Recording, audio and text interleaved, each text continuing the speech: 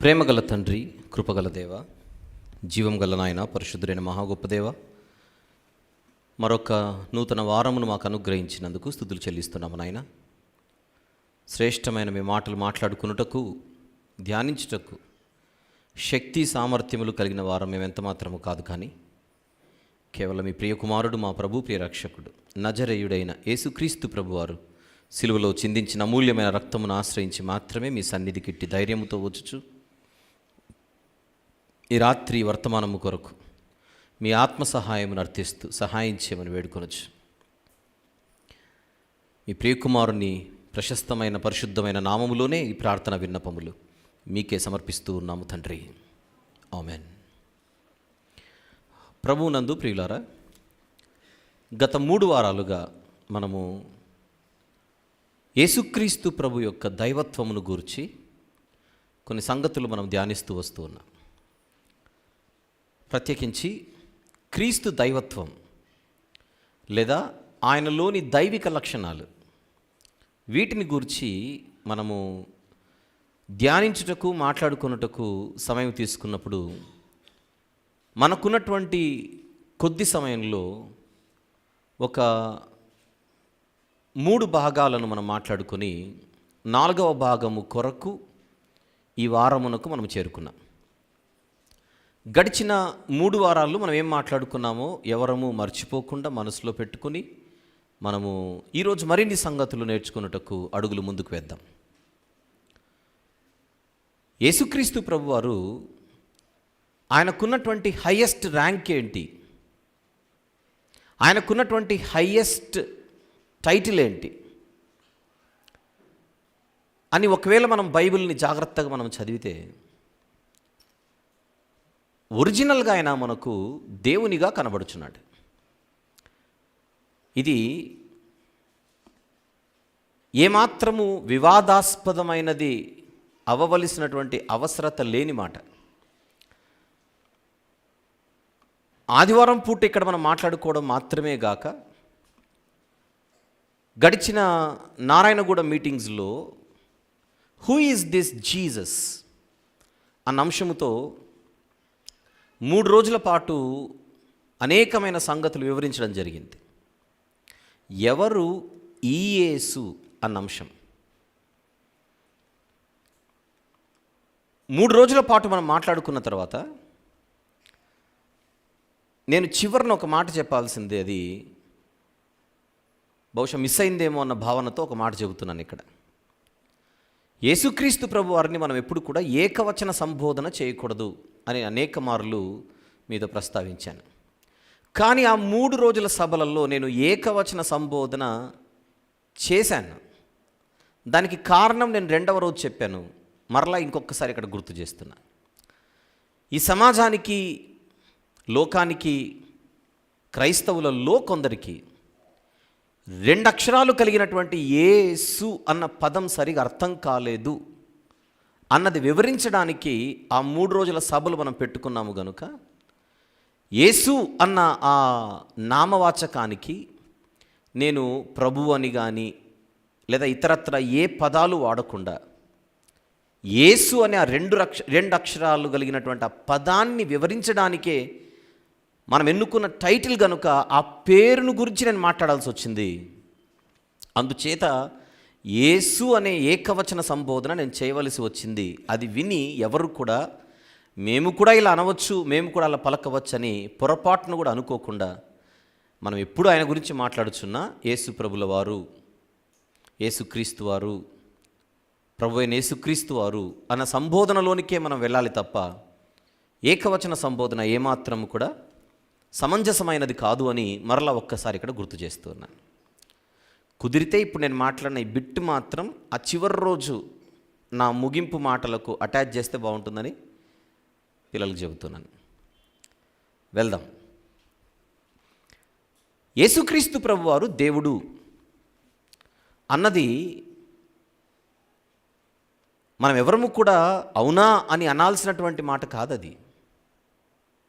నేను మనిషిని అన్నాను అనుకోండి, అవునా అని అంటారా? అనరుగా, అనకూడదు. ఒకవేళ అన్నారు అని అంటే ప్రాబ్లం మీ దగ్గర ఉంది. అసలు నేను మనిషిని అని చెప్పుకోవాల్సిన అవసరత ఫస్ట్ ఆఫ్ ఆల్ నాకు లేదు. ఒకవేళ నేను చెప్పుకున్న అవునా అని మీరు అనాల్సినటువంటి మాట కాదది. నేను న్యాచురల్గా ఒరిజినల్గా ఎలాగైతే మనిషినో, యేసుప్రభు వారు న్యాచురల్గా ఒరిజినల్గా ఆయన దేవుడు. కానీ మనము విచారింపవలసినటువంటి విషయం ఏమిటి అని ఆలోచిస్తే, మన క్రైస్తవ సమాజంలో, మన సంఘాలలో కూడా ఆయనను మొదట దేవునిగా మనం చూపించలేకపోతున్నాం. Even in the Christmas season రక్షకుని గురించి మనం మాట్లాడతాం. గుడ్ ఫ్రైడే సీజన్లో గొర్రెపిల్ల గురించి మాట్లాడతాం. మిగిలిన సమయాల్లో ఆయనను మార్గముగా చూపిస్తున్నాం, ద్వారముగా చూపిస్తున్నాం.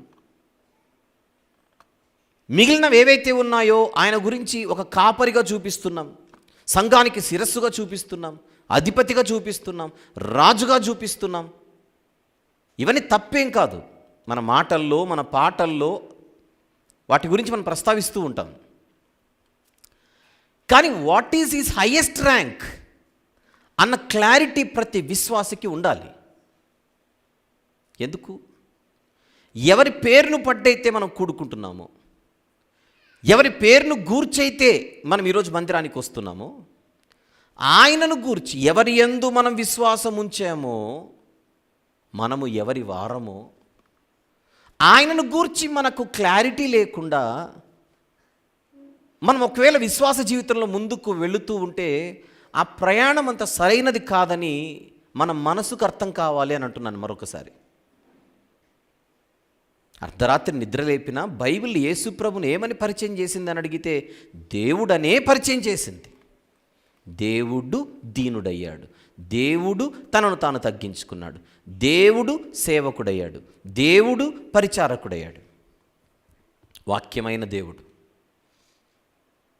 గనుక మన విధానం మారాలి ఆయన గురించి మాట్లాడేటప్పుడు అన్నది నేను పదే పదే పదే పదే చెప్పడానికి, ఒక్కసారి కాకపోయినా మరొక్కసారైనా ఆ మాట ప్రతి మనసులో, ప్రతి ఒక్కరి మనసులో ప్రింట్ అవుతుందనే ఒకే ఒక ఆశ. మనం ఎక్కడ ఫెయిల్ అవుతున్నామో ఒక్కసారి గమనించండి అని పిలుపునిస్తున్నాను. ఎలాగూ మనందరికీ ఆయన దేవుడు అనేటువంటి విషయంలో ఏ అనుమానము లేదు కనుక, ఇక దేవుడు అన్న తర్వాత దేవునికి ఉండవలసినటువంటి లక్షణాలన్నీ ఆయనకు ఉన్నాయి, ఉంటాయి అని సహజంగానే నమ్మాలి. దాని గురించి మళ్ళీ ప్రశ్నలు రాకూడదు. దేవుడే కానీ దైవిక లక్షణాలు ఉన్నాయో లేదో నాకు బైబిల్లో ఎక్కడ కనపడడం లేదు. ఆదాము గారికి ఆకలైనట్టుగా బైబిల్లో ఎక్కడ లేదు. అలాగని ఆకలి అవ్వలేదంటే ఎలా? ఆదాము గారికి దాహమైనట్టుగా బైబిల్లో ఎక్కడ లేదు. నేను అన్నాను ఆదాము గారికి దాహమైందంటే బైబిల్లో ఎక్కడుందని అడిగితే, ఆదాము గారు కానీ, అబ్రహాము గారు కానీ, ఇంకెవరైనా సరే ఒక వ్యక్తిని మనం మనిషి అన్నప్పుడు మనిషికి ఉండేటువంటి సహజ సిద్ధమైనటువంటి లక్షణాలన్నీ ఆ మనిషిలో ఉంటాయి అని మనం సహజంగానే నమ్మాలి.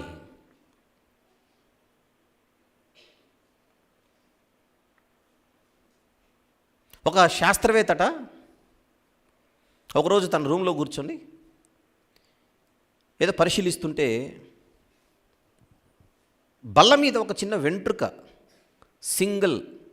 ఒక చిన్న వెంట్రుక కనపడిందట. ఆ వెంట్రుక ఎవరిదా, నా రూమ్లోకి ఎవరు వచ్చారా అని సంవత్సరాల తరబడి దాని గురించి రీసెర్చ్ చేస్తే ఫైనల్గా తేలింది ఆ వెంట్రుక అతంది అని. అంటే అసలు దాని గురించి అంత రీసెర్చ్ చేయాల్సిన అవసరం లేదు. వ్యర్థమైన దాని కొరకు ప్రయాస, వ్యర్థమైన దాని గురించి కష్టం, దాని గురించి అంత ఆలోచించాల్సిన అవసరం లేదు.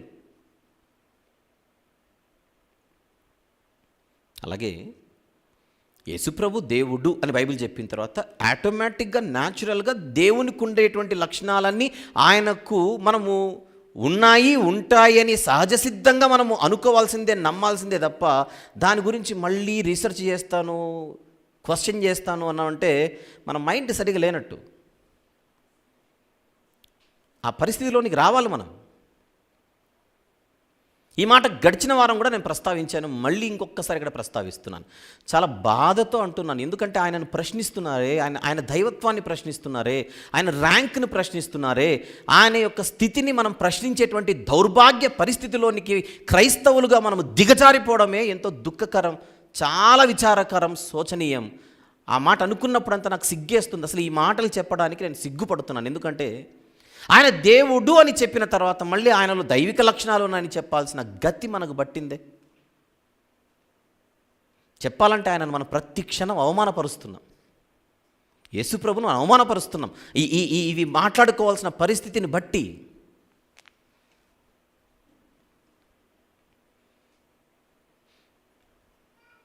మీలో ఒకరిని స్టేజ్ మీదకి పిలిచి,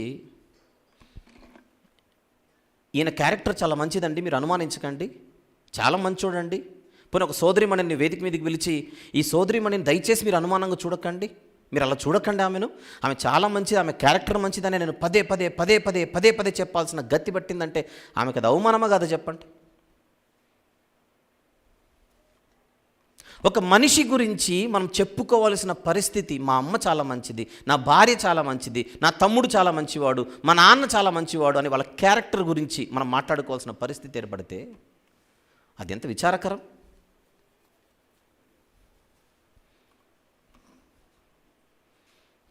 అలాంటి పరిస్థితి ఏర్పడింది. పరిశుద్ధులకు ఒక్కసారే అప్పగించబడిన బోధ నిమిత్తం మీరు పోరాడవలెనని వేడుకొనుచు మీకు వ్రాయవలసి వచ్చేను అంటున్నాడంటే అర్థం ఏంటి ఆ మాట? అలాంటి పరిస్థితి పట్టింది. ఇలాంటి గతి పట్టకూడదు సంఘాలకి. మనమేదో సంఘాలు నడిపేస్తున్నాం, మనమేదో మందిరాలకు వెళుతున్నాం, సభలు నిర్వహిస్తున్నాం, సభలు పెడుతున్నాం, క్రీస్తు విజ్ఞాన సభలు అంటున్నాం, క్రీస్తు సువార్త సభలు అంటున్నాం. క్రీస్తు ఎవరో మనకే చక్కగా తెలియదు.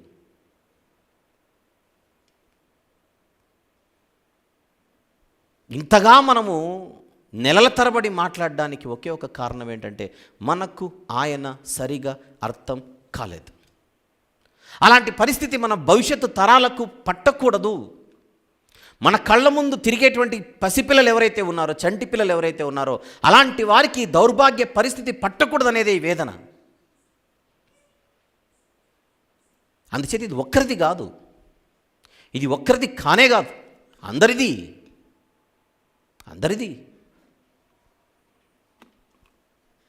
ఆయన దైవిక లక్షణాల గురించి 3వ భాగంలో, అనగా గడిచిన వారం మనం మాట్లాడుతూ ఈరోజు మనం 4వ భాగానికి వెళ్తున్నాం.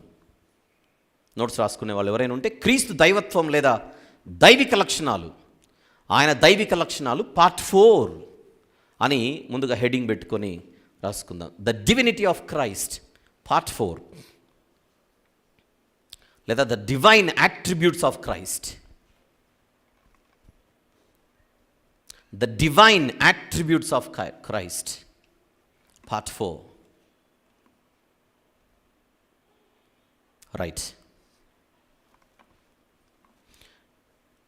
ప్రత్యేకించి ఆయన లక్షణాలలోనికి మనము తొంగి చూసేటప్పుడు గడిచిన వారం గురించి మాట్లాడుతాను. అంటే గడిచిన 3వ భాగం, అందులో నేను 2 భాగాలు మాట్లాడతాను అని చెప్పి ఒక భాగాన్ని మాత్రమే మాట్లాడాను. మనకు టైం అయిపోయింది కనుక ఆ ఒక్క భాగంలో మనము ఆయనను గురించి 15 లక్షణాల గురించి మనము మాట్లాడుకోవడం జరిగింది.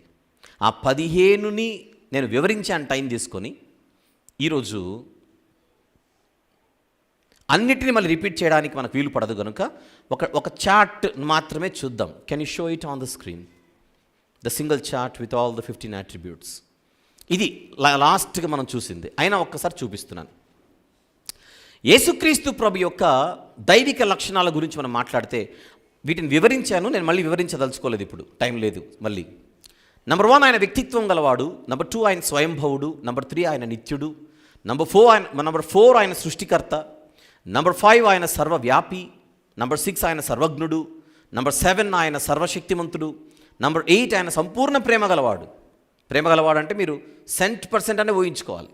నంబర్ 9 ఆయన దేవాలయం కంటే గొప్పవాడు, నంబర్ 10 సత్యవంతుడు, నంబర్ 11 నమ్మకమైన వాడు, నంబర్ 12 కృపగలవాడు, నంబర్ 13 మార్పు లేనివాడు, నంబర్ 14 సంపూర్ణ పరిశుద్ధుడు, సగం పరిశుద్ధుడు కాదు, అండ్ నంబర్ 15 ఆయన సంపూర్ణుడు లేదా పరిపూర్ణుడు అని గడిచిన వారం చాలా ఎక్కువసేపు దగ్గర 1 గంట 30 నిమిషాల పాటు నేను వివరించడం జరిగింది.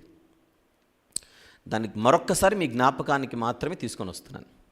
సహజంగా ఎలా ఉంటుందంటే, ఇప్పుడు నేను మాట్లాడుచున్న అంశాలన్నీ కూడా ఒక్కసారి వినేసి అర్థమైందని ఎవ్వరూ అలా డిసైడ్ అయిపోకండి. మీరు పదే పదే వింటూ అందులోని సారాన్నంతటినీ మనసుకు ఎక్కించుకొని మీరు కూడా మాట్లాడాలి. మీ ఫ్యామిలీ ప్రేయర్స్లో మాట్లాడండి, మీ కుటుంబానికి ఎక్స్ప్లెయిన్ చేయండి. మీరు చిన్న మందగా ఒకవేళ మీరు ఏదైనా బైబిల్ స్టడీ చేస్తుంటే ఒక 3, 4, 10 మందో కలిసి ఆ బైబిల్ స్టడీలో ఈ టాపిక్స్ తీసుకొని మీరు మాట్లాడి తీరాలి.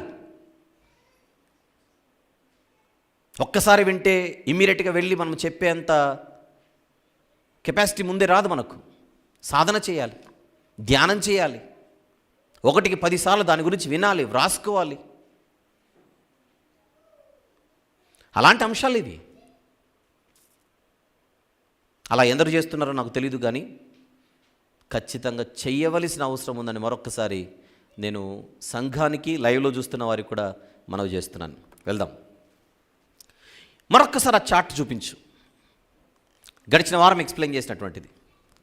మీరందరూ దీనికి ఏకీభవిస్తున్నారా అని అడుగుతున్నాను. గడిచిన వారం మీరు విని ఉంటే ఈ 15 లక్షణాలు మీరు సంపూర్ణంగా ఏకీభవిస్తున్నారా అని అడుగుతున్నాను.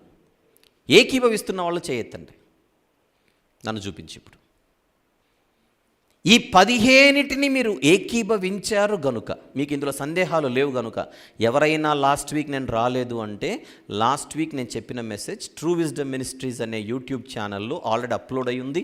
క్రీస్తు దైవత్వం పార్ట్ నెంబర్ 3 అనేటువంటి పేరు మీద మళ్ళీ వినండి. Very important.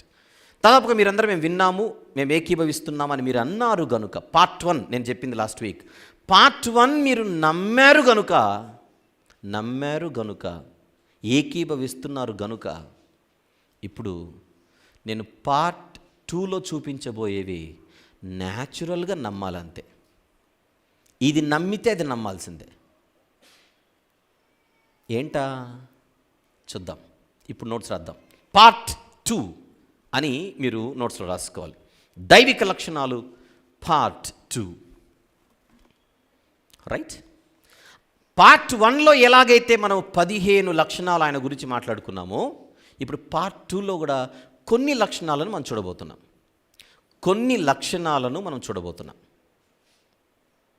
ఆ కొన్ని లక్షణాలలో నంబర్ 1 ఆన్ ద స్క్రీన్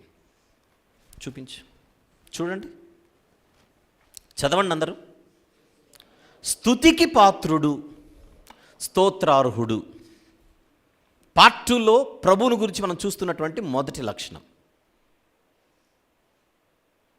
ఎవరికైనా దీన్ని చూసినప్పుడు అనుమానం ఎవరికైనా కలుగుతుంటే, మీకు ఇంకా నేను మాట్లాడుచున్న యేసు అర్థం కాలేదు.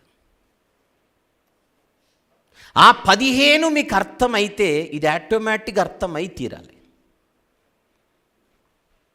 దేవుడు కదా, దేవుడంటేనే స్తుతికి పాత్రుడు. దేవుడే కానీ స్తుతికి పాత్రుడు కాదు అనకూడదు. పిచ్చి మాట ఇది. నువ్వు దేవుడు అన్నప్పుడు స్తుతికి పాత్రుడు అని ఆటోమేటిక్గా దాన్ని నువ్వు అర్థం చేసుకోవాల్సిందే. బైబిల్ ఏం చెబుతుందో చూద్దాం. రోమీలకు రాసిన పత్రిక విషయం ఏంటంటే, ఎక్స్క్యూజ్ మీ, ఇప్పుడు నేను ఒక వచనం చూపించబోతున్నాను. నేను చూపించకుండానే, అసలు బైబిల్ వరకు రాకుండానే దేవుడు అన్న క్లారిటీ వచ్చిన తర్వాత మనం ఈ రెఫరెన్స్ చూడకున్నా దాన్ని యాక్సెప్ట్ చేయాల్సిందే. అది నేను చెప్పే పాయింట్ ఇక్కడ. వద్దామా? రోమీలకు రాసిన పత్రిక 9వ అధ్యాయం 5వ వచనం చూద్దాం. 5వ వచనం, పితరులు వీరివారు, శరీరమును బట్టి క్రీస్తు వీరిలో పుట్టెను. ఈయన సర్వాధికారి అయిన దేవుడై ఉండి నిరంతరము స్తోత్రార్హుడై ఉన్నాడు.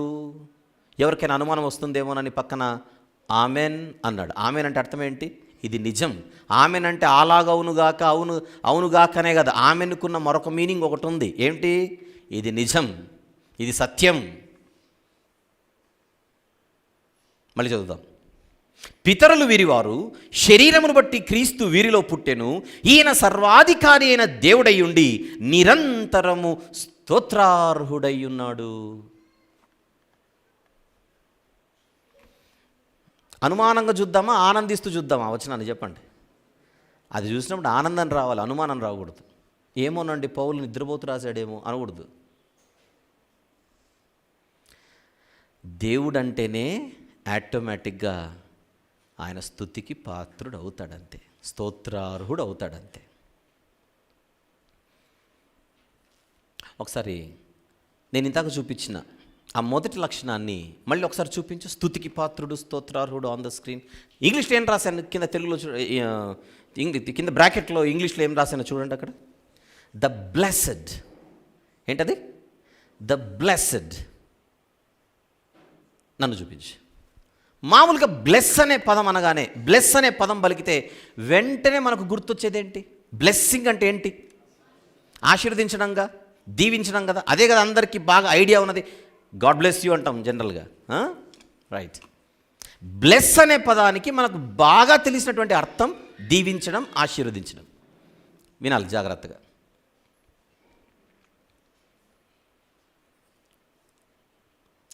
బాధపడాలో నవ్వాలో తెలియని ఒక పరిస్థితి ఏంటంటే, ఈరోజు దేవుడు కాదు అనేటోళ్లకు కొన్ని సందర్భాలలో భాషల పైన కూడా అంతో ఇంత అవగాహన ఉండాలి. లేకపోతే మాకు లేదని యాక్సెప్ట్ చేసి దాని గురించి కనీసం తెలుసుకునే ప్రయత్నం చేయాలి.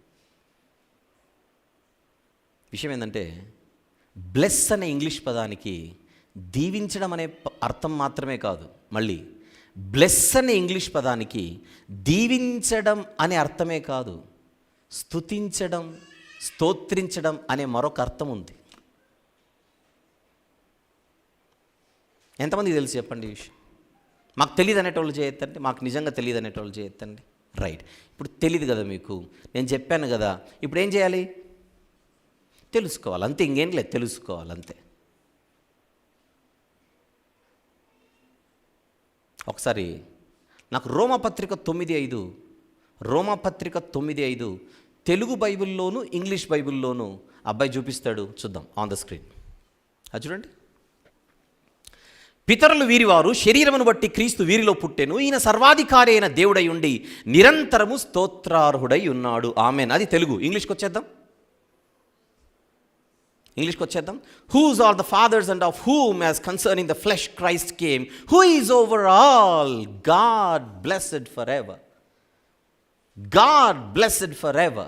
నిరంతరం, forever, నిరంతరం. God blessed forever. అంటే ఆయన నిరంతరము స్తోత్రార్హుడై ఉన్నాడు. అది తెలుగులో స్తోత్రార్హుడు అనేటువంటి దానిని ఇంగ్లీష్కి వచ్చేసరికి హీఈస్ బ్లెస్డ్.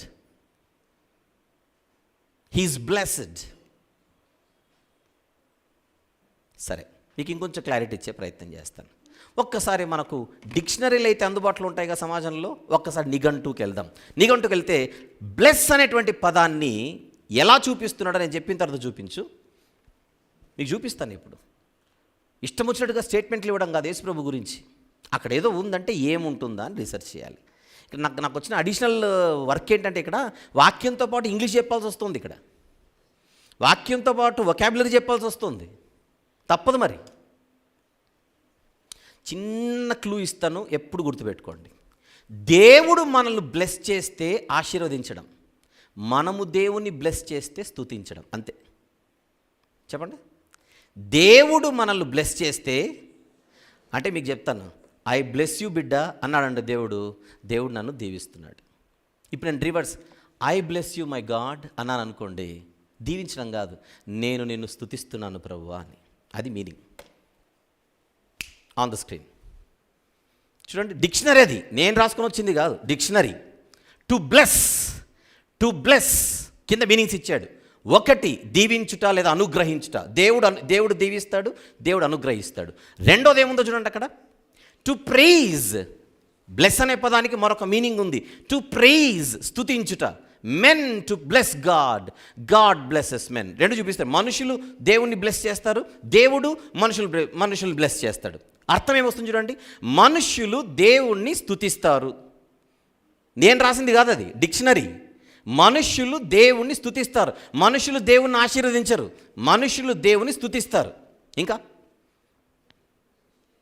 మనుషులు దేవుని స్తుతిస్తారు, దేవుడు మనుషులను అనుగ్రహిస్తాడంటే దీవిస్తాడు. అనుగ్రహించడం, దీవించడం. నన్ను చూపించి ఇప్పుడు మీకు అర్థమైంది point. I bless you my Lord అంటే I praise you my Lord అని. అది I bless you my Lord అంటే అర్థం ఏంటి? I praise you my Lord అని. విషయం ఏంటంటే, తండ్రి కొడుకులు ఉన్నారనుకోండి, కొన్ని సందర్భాల్లో కొడుకు తండ్రిని నాన్న అంటాడు, తండ్రి కొడుకును నాన్న అంటాడు. మీనింగ్లో తేడా ఉందా లేదా చెప్పండి? ఉందా లేదా? నాన్న అని కొడుకు అన్నాడు అనుకోండి, డాడీ అని. తండ్రి కూడా కొడుకులు అంటాడు, ఇక్కడ రా నాన్న అంటాడు. అంటే నేను మీకు డాడీనా అని అడగకూడదు వాడు, నేను నీకు డాడీనా అనకూడదు వాడు. ముద్దుగా పిలుచుకుంటాడు నాన్న అని.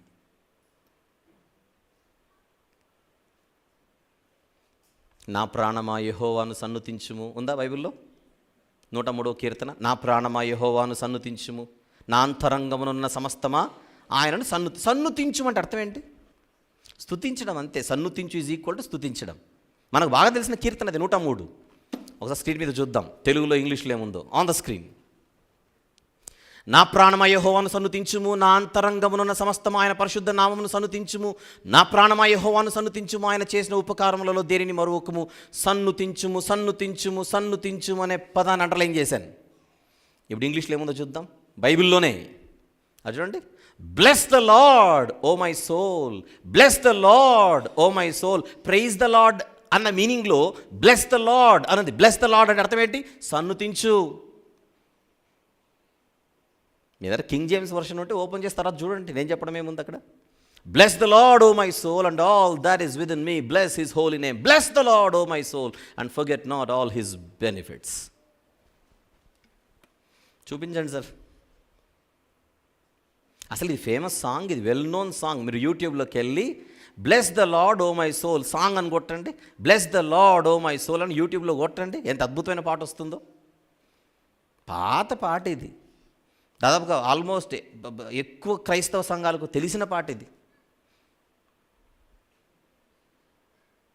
విషయం ఏంటంటే, ఆయనను దేవుడు కాదు అని చెప్పడానికి ఎంత భయంకరంగా వక్రీకరిస్తూ రోమాపత్రిక 9వ అధ్యాయం 5వ వచనంలో గాడ్ బ్లెస్డ్ ఫర్ ఎవర్ అని ఉంది కనుక, గాడ్ బ్లెస్డ్ ఫర్ ఎవర్ ఉంది కనుక ఆయన నిరంతరము దీవింపబడిన వాడు ఉండాలి, స్తోత్రాలు ఉండకూడదు. ఎందుకంటే బ్లెస్ అంటే దీవింపబడడం కదా. అంటే మీరు ఒక్కటే చూశారు, బ్లెస్ అనే పదానికి మరొక మీనింగ్ ఉన్న సంగతి, మరొక మీనింగ్ ఉందన్న సంగతి మీకు తెలీదు.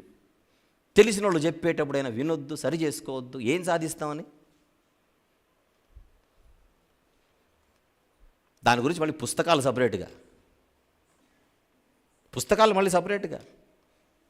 ఆ రోమపత్రిక 9:5 తీసుకొని God blessed for ever, God blessed for ever కాదు. ఇంకా నేను గ్రామర్లోకి వెళ్ళిపోతే మొత్తం ఇంక అన్నీ చెప్పాల్సి ఉంది. యాంటీసీడెంట్ అంటారు. గాడ్ అన్న పదానికి అది యాంటీసీడెంట్. గాడ్ బ్లెస్డ్ ఫర్ ఎవర్ అని చదవకూడదు, అది గాడ్ బ్లెస్డ్ ఫర్ ఎవర్ అని చదవాలి. గాడ్ బ్లెస్డ్ ఫర్ ఎవర్ అని చదవకూడదు. మనకు చదవడమైనా రావద్దు, గాడ్ దగ్గర ఆగాలి, గాడ్ దగ్గర ఆగాలి. అసలు చదవడం అంటే అర్థం ఏంటి? ఎక్కడ స్టార్ట్ చేయాలో అక్కడ స్టార్ట్ చేయాలి, ఎక్కడ ఆగాలో అక్కడ ఆగాలి. చిన్నప్పుడు మా తెలుగు మాస్టర్ చెప్పారు, రామునితో ఆగురా, కపివరుండిట్లనియే అని చదువురా, రెండు కలపకురా. మీరు కూడా విన్నారు కదా చిన్నప్పుడు. రామునితో ఆగు, కపివరుండిట్లనియే చదువు.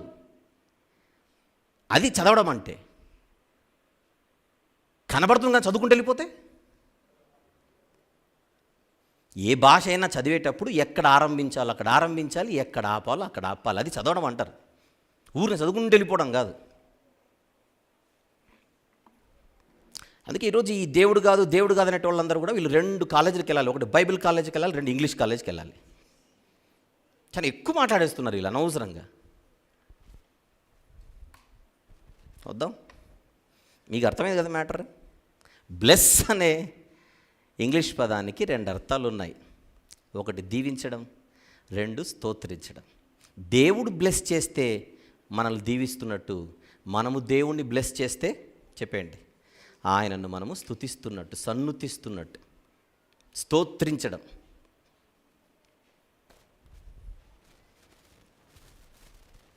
రోమపత్రిక 9:5 ప్రకారంగా, రోమపత్రిక 9:5 ప్రకారంగా యేసుప్రభువు ఎవరు? నిరంతరము స్తోత్రార్హుడు. ఎందుకు చెప్పండి, ఎందుకు స్తోత్రార్హుడు?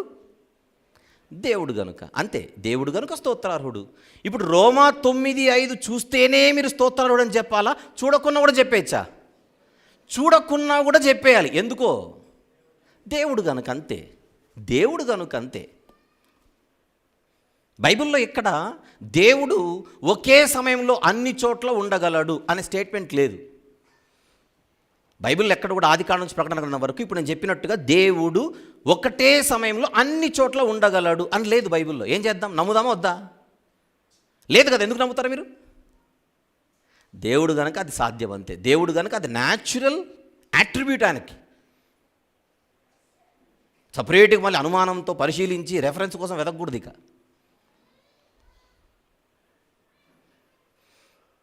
అందుకే మనం పాట పాడేది, స్తోత్రం చెల్లింతుము, స్తుతి స్తోత్రము చెల్లింతుము, యేసు నాథుని మేలులు తలంచి.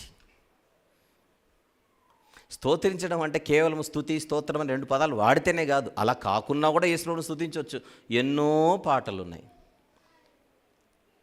ఓ యేసు నీ ప్రేమ ఎంతో మహనీయము, ఆకాశతార పర్వత సముద్రముల కన్నా గొప్ప. అది కూడా స్తుతించడమే. ఎన్ని లేవు అలా, ఎన్ని లేవు. మనసారా ఆయనను స్తుతించడానికి సిద్ధపడాలి. అసలు మన మనసు ఇంకెవరి గురించి? ఇప్పుడు ఫర్ ఎగ్జాంపుల్ పేతురు గారు గురించి స్తుతిస్తూ ఒక పాట పాడతాం అందరం కలిసి లేచి అంటే నువ్వు పాడుకో మేము పాడమంటారు, అంతే. ఎందుకు? భక్తులు ఎంత గొప్పోళ్ళైనా భక్తులు దేవుళ్ళు కాదు. ఎందుకు మనం దానియేలు గారిని స్తుతించాం? ఎందుకు మనము యెహెజ్కేలు గారిని స్తుతించాం? ఎందుకు మనం పౌలు గారిని స్తుతించాం? మీరు చెప్పండి, ఎందుకు స్తుతించాం? వాళ్ళు దేవుళ్ళు కాదు కనుక. యేసుప్రభుని ఎందుకు స్తుతిస్తాం? దేవుడు కనుక, అంతే, అంతే. Number 2, part 2 మాట్లాడుతున్నాంగా. గడిచిన వారం పార్ట్ 1 మాట్లాడుకున్నాం, పార్ట్ 2 మాట్లాడదాం. Number 2 on the screen please. ఇప్పుడు నంబర్ 1 అర్థమైతే నంబర్ 2 ఇంకా ఆటోమేటిక్గా ఆనందించుకుంటూ రాసుకోవాల్సిందంతే. యేసుప్రభు ఎవరు? పూజార్హుడు. ఎందుకు పూజార్హుడు? చెప్పేటిక దేవుడు కనుక పూజార్హుడు. దేవుడు గనుక పూజార్హుడు. చూడండి అక్కడ ఇంగ్లీష్లో ద రెవరెండ్ అని ఉంది. ఇది కూడా ఇప్పుడు సందర్భం కాదు, కానీ ఒక చిన్న క్లూ ఇచ్చేసి వెళ్ళిపోతాను. నేను వేరే సబ్జెక్ట్ మాట్లాడాలి కదా ఈరోజు. నన్ను చూడండి, రెవరెండ్ అనే పదానికి కూడా 2 మీనింగ్స్ ఉన్నాయి, గుర్తుపెట్టుకోవాలి. రెవరెండ్ అనే పదానికి కూడా 2 మీనింగ్స్ ఉన్నాయి ఇంగ్లీష్లో. ఒకటి పూజార్హుడు, నంబర్ 2 గౌరవింపబడేవాడు, గౌరవింపదగినవాడు, గౌరవనీయుడు. అది పాయింట్, గుర్తుపెట్టుకోండి. రెవరెండ్ అనే పదానికి కూడా 2 మీనింగ్స్ ఉన్నాయి. దేవుని పక్కన రెవరెండ్ పెడితే పూజార్హుడు అని, మనిషి ముందు రెవరెండ్ పెడితే గౌరవనీయుడని, అంతే. దీన్ని మనం ఎక్కువగా లాగకూడదు. అంటే మనం అన్నిటినీ భూతద్దంలో చూడకూడదు. కొన్ని సందర్భాలలో మన ముందు పాస్టర్స్ అని, బిషప్స్ అని, రెవరెండ్స్ అని కనపడతారు. అంటే వాళ్ళ ఉద్దేశం అడగాలి ఫస్ట్. మీరు రెవరెండ్ అని పెట్టుకున్నారు, పూజార్హుడా? అవును అన్నాడు అనుకోండి, తప్పు. రెవరెండ్ వంశీ అని ఉందనుకోండి ఫర్ ఎగ్జాంపుల్, మీరు వచ్చి నన్ను అడగండి, రెవరెండ్ అని పెట్టుకున్నారేంటి, మీరు పూజార్హుడా అంటే అదే పూజార్హుడు కాదని. మరి ఏంటి? Reverend is also a title to some people. అపార్థం చేసుకోకండి, తొందరపడి అపార్థం చేసుకోకండి. రెవరెండ్ అనే పదానికి మరొక మీనింగ్, బ్లెస్ అనే పదానికి ఎలాగైతే 2 మీనింగ్స్ ఉన్నాయో, రెవరెండ్ అనే పదానికి కూడా 2 మీనింగ్స్ ఉన్నాయి. ఒకటి గౌరవనీయుడు. గౌరవనీయుడు అంటే అక్కడ ఉన్నటువంటి గ్రూప్లో అందరికంటే most respected, more respected, maybe because of his experience, maybe because of his seniority. అంతేనా? ఉంటారు కదా సీనియర్ పాస్టర్, అసోసియేట్ పాస్టర్లు అని ఉంటారు చర్చెస్లో. జనరల్గా చెప్పండి, సీనియర్ పాస్టర్ని ఎక్కువ గౌరవిస్తారు కదా, సీనియర్ పెద్ద ఆయన వచ్చారని చెప్పేసి. అసోసియేట్ పాస్టర్ అని ఉంటారు. వేదాంత విద్యలో వారు చదివినటువంటి చదువును బట్టి, వేదాంత విద్యలో చాలా ఉంటాయి కదా, డిప్లొమా ఉంటుంది, బ్యాచిలర్స్ ఉంటుంది, మాస్టర్స్ ఉంటుంది. అందుచేత వారి యొక్క అచీవ్మెంట్ను బట్టి, బయట కూడా మనకు ఎలాగైతే వైద్య రంగంలో ఉన్నోళ్ళే డాక్టర్లు కాదు, కొన్ని సందర్భాల్లో డాక్టరేట్లు ఇస్తుంటారు. ఆయా రంగాలలో వారు చేసినటువంటి విశేష ఏమంటారు దాన్ని, సేవను బట్టి, దాన్ని బట్టి వాళ్ళు ఏమి ఇస్తుంటారు, జనరల్గా డాక్టరేట్లు ఇస్తుంటారు. అందుచేత మనము ప్రతిదీ ఏమంటారు దాన్ని, అన్నిటిని అంత నిశితంగా చూడాల్సినటువంటి అవసరం లేదు. మనం కొంచెం ఆలోచిస్తే అర్థమైపోతుంది. We need to have that positive mind set as well. బైబిల్లో రెవరెండ్ అంటే పూజార్హుడు అని ఉంది. మళ్ళీ మీరు ఏమైనా రెవరెండ్లా అని అంటే రెవరెండ్ అనే పదానికి ఉన్న మరొక మీనింగ్లో వాళ్ళకి తగిలించారు అంతే. అలా చిన్న చిన్ని వాటిని తీసుకొని మనం సరిగా అర్థం చేసుకోకుండా అందరినీ మనం చెడ్డ చేసుకోవాల్సిన అవసరం ఏముంది? అర్థం చేసుకుంటే అయిపోదు.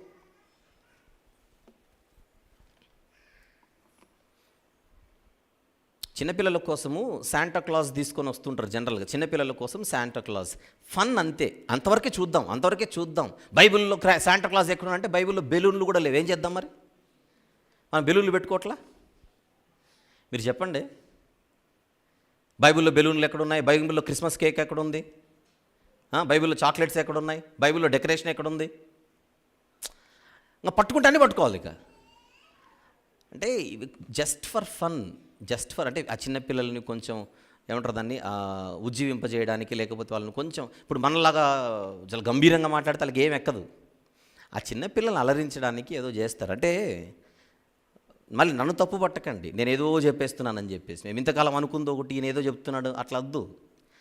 Try to understand the point.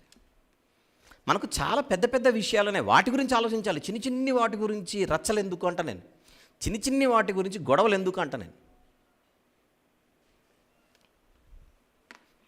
Shall we? స్తోత్రార్హుడు అని అర్థమైనప్పుడు ఆటోమేటిక్గా పూజార్హుడు. ఇప్పుడు దేవుడు అని నమ్మిన తర్వాత ఇప్పుడు యేసుప్రభు ఇప్పుడు కనపడ్డాడు మనకు. ఇప్పుడు యేసుప్రభు మనకు ప్రత్యక్షమయ్యాడు.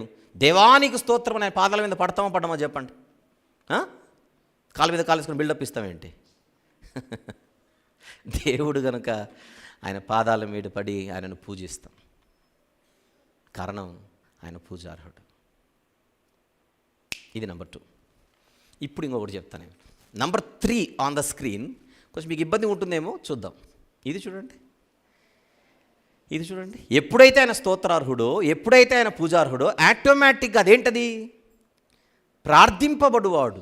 The one who is also prayed to. అంటే హూ ఈజ్ ప్రేడ్ టు అంటే ఆల్సో అనే పదం నేను తగ్గించాను అక్కడ. మనకు ఫార్మాట్ ఉంది. ఎక్స్క్యూజ్ మీ, కొంచెం జాగ్రత్తగా వినండి. మనకు క్రొత్త నిబంధనలో ఒక ఫార్మాట్ ఉంది. తండ్రి అయిన దేవునికి యేసుక్రీస్తు ప్రభు వారి నామంలో ప్రార్థన చేయాలి. అది పాయింట్. ఇది ఫార్మాట్. ఆ ఫార్మాట్ మనం ఫాలో కావాలి. ఇప్పుడు నేను పర్సనల్గా యేసు ప్రభుతో మాట్లాడాలనుకుంటున్నాను. నాకు యాక్సెస్ ఉందా లేదా అని అడుగుతున్నాను. నాకు ఆ యాక్సెస్ ఉందా లేదా, నేను మాట్లాడుకోవచ్చా లేదా? వద్దంటాడా?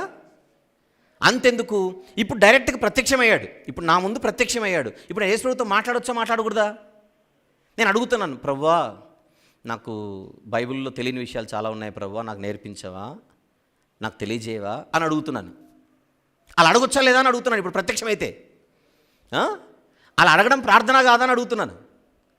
అంటే కనబడితే నేను అడగగలుగుతున్నప్పుడు కనిపించకపోయినా నేను అడగొచ్చా లేదా అని అడుగుతున్నాను.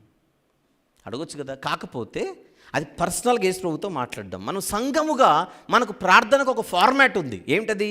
తండ్రి అయిన దేవునికి పరిశుద్ధాత్మని సహాయముతో యేసుక్రీస్తు ప్రభు యొక్క నామములో సమర్పించాలి. ఫ్యూచర్లో మాట్లాడదాం ఇవన్నీ కూడా. ప్రతి దానిలో ఈ 3 ఉంటారు మనకు. ఆ ఫార్మాట్ని ఫాలో అవుతూనే అసలు మీరు కొంచెం గమనిస్తే, మనసు పెట్టి పాటలు పాడితే మనం అనేక పాటలలో డైరెక్ట్గా యేసు ప్రభుతో మాట్లాడుతున్నాం. మనం గమనించట్లేదు అంతే. రాగం మీద మనం ఫోకస్ చేసి భావాన్ని పక్కన పెడుతున్నాం. అంతెందుకు, నీ ఉంటే నాకు చాలు యేసయ్య. ఎవరితో మాట్లాడుతున్నావు నాకు తెలియక అడుగుతున్నాను చెప్పండి. నీ ఉంటే నాకు చాలు యేసయ్య. ఎవరితో ఉంటున్నావు? యేసయ్యతోనే డైరెక్ట్గా మాట్లాడుతున్నాం. మరి రాగం ఉంటే నువ్వు పాడుతున్నప్పుడు రాగం లేకుండా అనొచ్చుగా. ఇప్పుడు నేను రాగమే పెట్టను, నీ ఉంటే నాకు చాలు యేసయ్య అన్నాను. చూసారా ఈ మనిషి యేసయ్యతో డైరెక్ట్ మాట్లాడుతున్నాడు. బైబిల్లో ఎక్కడుంది? సరే అలా అన్నాను, కానీ ఇప్పుడు నేను పాట పాడతాను. నీ ఉంటే నాకు చాలు యేసయ్య అంటే మీరు కూడా ఎత్తుకుంటారు ఇప్పుడు మళ్ళీ. నేను ట్యూన్ పెడితే పాడుతున్నప్పుడు ట్యూన్ లేకుండా నేనంటే మనకు వచ్చిన బాధ ఏంటి? ఇదేంటంటే personal relationship with Jesus Christ. సరే, నేను ఇంత చెప్పినా ఒక అసంతృప్తి ఉంటుందిగా. అరే బైబిల్లో ఏదైనా ఉంటే బాగుంటుందేమో. ఒకసారి చూద్దాం. ప్రకటన గ్రంథం రండి. ప్రకటన గ్రంథం 22వ అధ్యాయం. ప్రకటన గ్రంథం 22వ అధ్యాయం 20వ వచనం చూద్దాం. 20. ప్రకటన గ్రంథం 22వ అధ్యాయము 20వ వచనం చదవండి ఎవరైనా. ఈ సంగతులను గూర్చి సాక్ష్యమిచ్చువాడు, అవును త్వరగా వచ్చుచున్నానని చెప్పుచున్నాడు, ఆమెన్ అని. నెక్స్ట్ మాట, ప్రభువైన యేసు రమ్ము, ప్రభువైన యేసు రమ్ము. ఎవరితో అంటున్నాడు ఇంతకు? ప్రభువైన యేసు రమ్మని ఎవరిని అడ్రస్ చేస్తున్నట్టు? అది యేసు ప్రభునే నేరుగా ప్రభువైన యేసు రమ్మంటున్నాడు. ఇప్పుడు ఆయన చేసిన తప్ప అని అడుగుతున్నాను. పర్సనల్గా యేసు ప్రభుతో రమ్ము అని పిలుచుకో. అలాగనే మనం కూడా యేసు ప్రభుతో మనం మాట్లాడుకోవచ్చు, తప్పేం కాదు. There is nothing wrong in talking to the lord Jesus Christ in person. మనకు ఒక స్టాండర్డ్ ఫార్మాట్ ఇచ్చారు, ఆ ఫార్మాట్ మనం పాటించాలి. అట్ ది సేమ్ టైం ఇది తప్పు అనేటువంటి భావనలోనికి ఎవరు వెళ్ళకూడదు. ఇంకొకటి చూద్దాం, కొరింథీయులకు రాసిన 2వ పత్రిక, కొరింథీయులకు రాసిన 2వ పత్రిక 12వ అధ్యాయం 12వ అధ్యాయం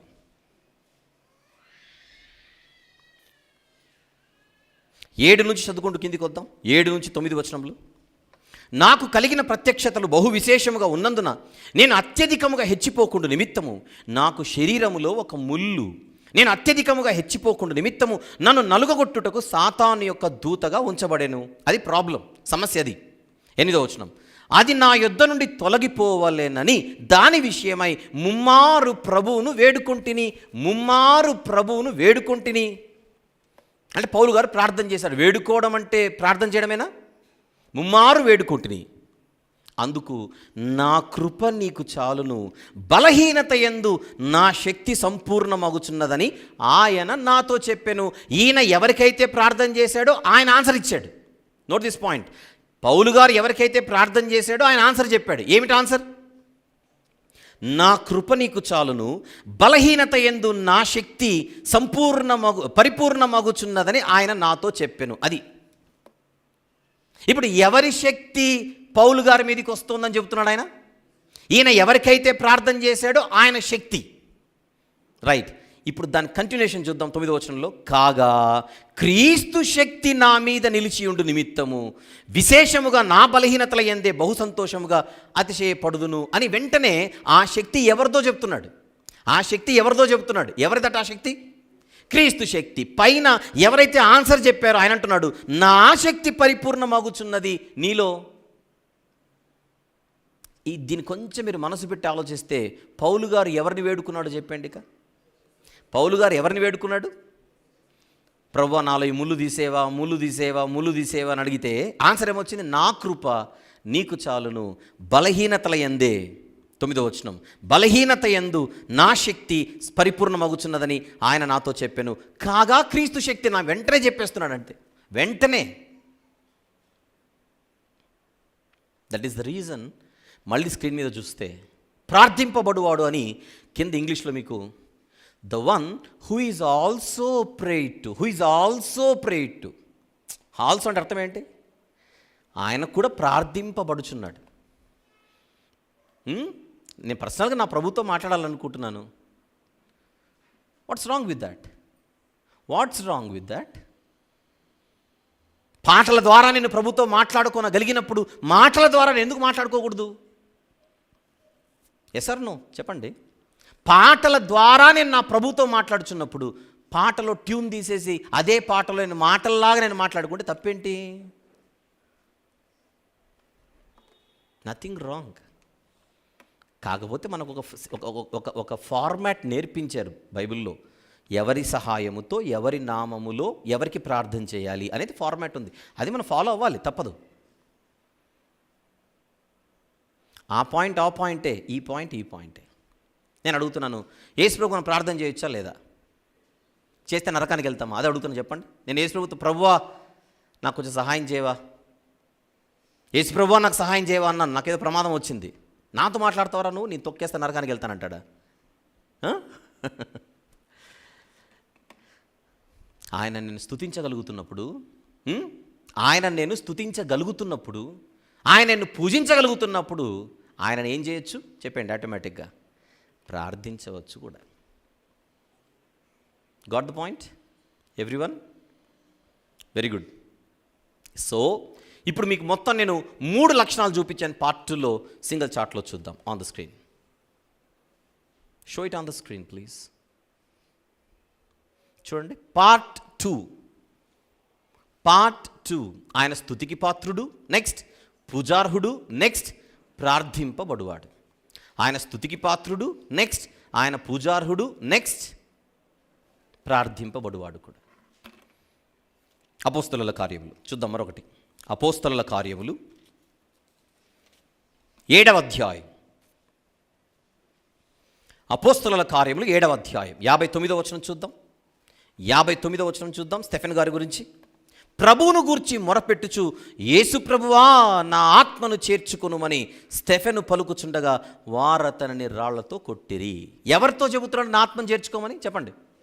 యేసు ప్రభుతో. ఇప్పుడు వెంటనే యేసు ప్రభు, నువ్వు ఎవరిని అడగాలి, నన్ను అడుగుతున్నావేంటి, అసలు నీ ఆత్మకు దిక్కేలే తెలుపు అంటాడా?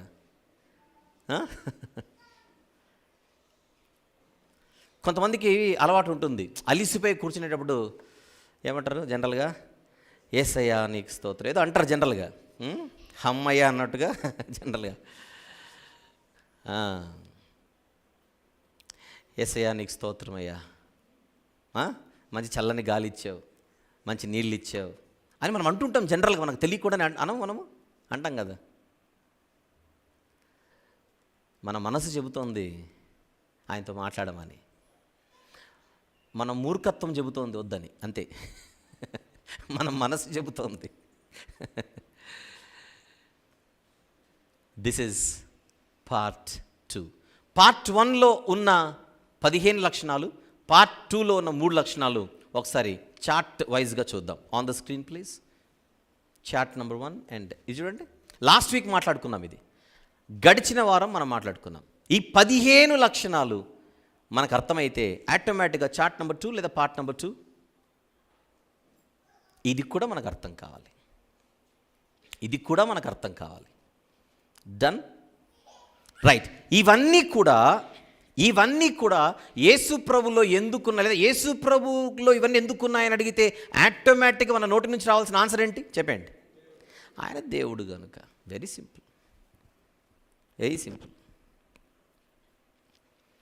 సో ఈ మైండ్ సెట్ని మనము నెమ్మదిగా మనం అలవర్చుకోవడానికి ప్రయత్నం చేయాలి, లేదా ఈ వాస్తవాలు మనకు అర్థం కావడానికి మనం ప్రయత్నం చేయాలి. లేదంటే మనము చాలా అట్టడుగు స్థాయిలో ఉండిపోయి మనం ఏదేదో ఒక రకమైనటువంటి వితండవాదాల్లోనికి మనం వెళ్ళిపోయే ప్రమాదం ఉంది.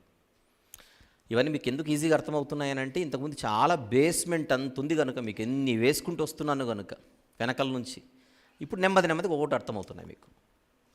రైట్, వచ్చేద్దాం. ఇవన్నీ మైండ్లో పెట్టుకున్న తర్వాత ఇప్పుడు ఇక్కడతో మీకు యేసు ప్రభులో ఉన్నటువంటి 15 లక్షణాలు పార్ట్ 1లో, పార్ట్ 2లో ముఖ్యంగా మనం సపరేట్గా చూసినటువంటి 3 లక్షణాలు అర్థమైపోయాయి.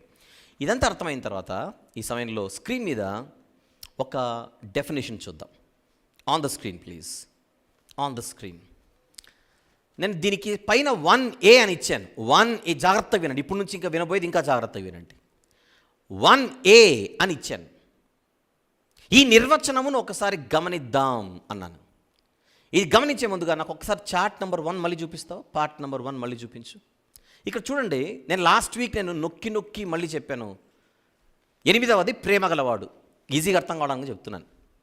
14వది పరిశుద్ధుడు ఉంది. 11వది నమ్మకమైన వాడనుంది. 10వది సత్యవంతుడు అనుంది. 4 లక్షణాలు: ప్రేమ గలవాడు, సత్యవంతుడు, పరిశుద్ధుడు, నమ్మకమైన వాడు అని 4 తీసుకున్నాను. నేను చూపించు. లాస్ట్ వీక్ మళ్ళీ అడిగాను, గుర్తుంది కదా, తండ్రి కుమార పరిశుద్ధాత్మలలో ఎక్కువ ప్రేమ గలవారు ఎవరు అని అడిగాను. ఆన్సర్ ఏంటి? ప్రేమలో ముగ్గురు సమానమే. అదే కదా లాస్ట్ వీక్ మనం మాట్లాడుకుంది. లాస్ట్ వీక్ మాట్లాడుకున్నామని కొంచెం ఈజీగా వెళ్ళిపోతున్నాను నేను ముందుకి.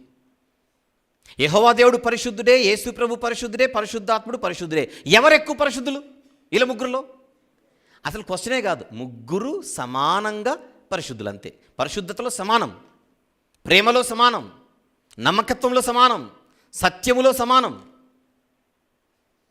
ఇవన్నీ చూస్తే వాళ్ళ ముగ్గురు కూడా స్వభావములో ఎగ్జాక్ట్గా, స్వభావం అనే పదం వాడుతున్నాను ఇక్కడ, స్వభావములో సమానంగా కనపడటం లేదని అడుగుతున్నాను మళ్ళీ ఇక్కడ. వారు స్వభావంలో సమానులా కాదా చెప్పాలి. స్వభావాన్ని ఇంగ్లీష్లో నేచర్ ఏమంటారు? నేచర్. వాళ్ళ నేచర్. యెహోవా దేవుని నేచర్ ఏంటి? పరిశుద్ధుడు. యేసు ప్రభు నేచర్ ఏంటి? పరిశుద్ధుడు. పరిశుద్ధాత్మని నేచర్ ఏంటి? పరిశుద్ధుడు. ముగ్గురు సమానం స్వభావంలో.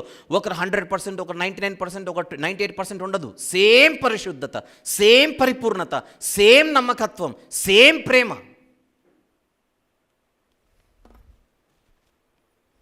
విషయం ఏంటంటే బైబిల్లో మనకు ఎక్కడ ఆ ముగ్గురు మధ్య వ్యత్యాసం కనపడుతుందో ఇప్పుడు నేను చెప్పే ప్రయత్నం చేస్తున్నాను. జాగ్రత్తగా విందాం. వాళ్ళ ముగ్గురు స్వభావములో సమానంగా ఉన్న ఫంక్షన్స్లో వేరువేరుగా కనబడుతుంటారు. ఫంక్షన్స్ అంటే అర్థం ఏంటి? పనులు. ఫంక్షన్స్ అంటే పనులు. ఒకసారి నిర్వచనాన్ని మళ్ళీ చూద్దాం ఆన్ ద స్క్రీన్. 1A చూడండి. ఈ నిర్వచనమును ఒకసారి గమనిద్దాం. ఇంగ్లీష్లో చెప్తున్నాను first. They are different in functions and equal in nature. Underline చేశాను చూడండి అది. They are different in functions and equal in nature. కార్యాలలో, దాన్ని తెలుగులో చూపిద్దాం ఒకసారి. 1B చూపించు. ఇప్పుడు చూడండి, ఈ నిర్వచనం ఒకసారి గమనిద్దాం. అంటే ఇంగ్లీష్లోను తెలుగులోను మీకు చూపిస్తున్నాను. They are different in functions and equal in nature. వారు విధులు బ్రాకెట్లు ఏమి ఇచ్చాను మీకు, కార్యాచరణలలో భిన్నముగా ఉండి స్వభావములో సమానముగా ఉన్నారు. Try to understand. అర్థం చేసుకోవడానికి ప్రయత్నం చేయాలి. అందరు చదవండి దాన్ని. వారు విధులలో భిన్నముగా ఉండి. విధులు అంటే అర్థం ఏంటి? పర్యాయ పదాలు. కార్యాలు, క్రియలు, పనులు, కార్యాచరణలు. వారు విధులలో భిన్నముగా ఉండి స్వభావములో సమానముగా ఉన్నారు.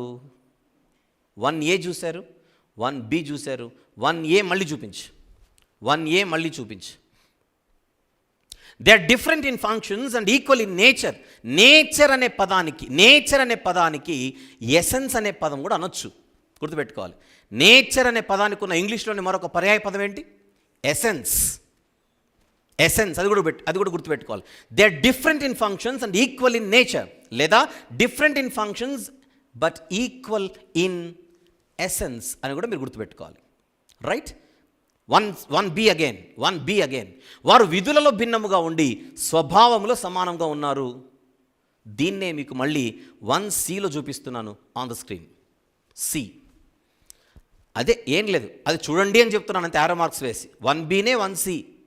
1Bలో యారో మార్క్స్ లేవు, 1Cలో యారో మార్క్స్ ఉన్నాయి. చూడండి అని చెప్తున్నాను అక్కడ. చూడండి, వాళ్ళు నేచర్లో సమానంగా ఉన్నారు, స్వభావంలో సమానంగా ఉన్నారు. చూడండి అని చెప్తున్నాను అంతే. నన్ను చూపించు. ఈ నిర్వచనాన్ని ఒకసారి మీరు చూడకుండా చెప్పండి ఒకసారి ఆ ముగ్గురు గురించి.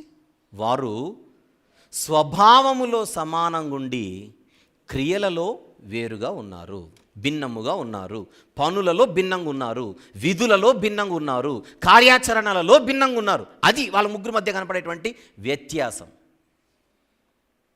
ఇంతవరకు మీరు చూసింది సెట్ నంబర్ 1, మొదటి మాట చూశారు. 1లో A, 1లో B, 1లో C.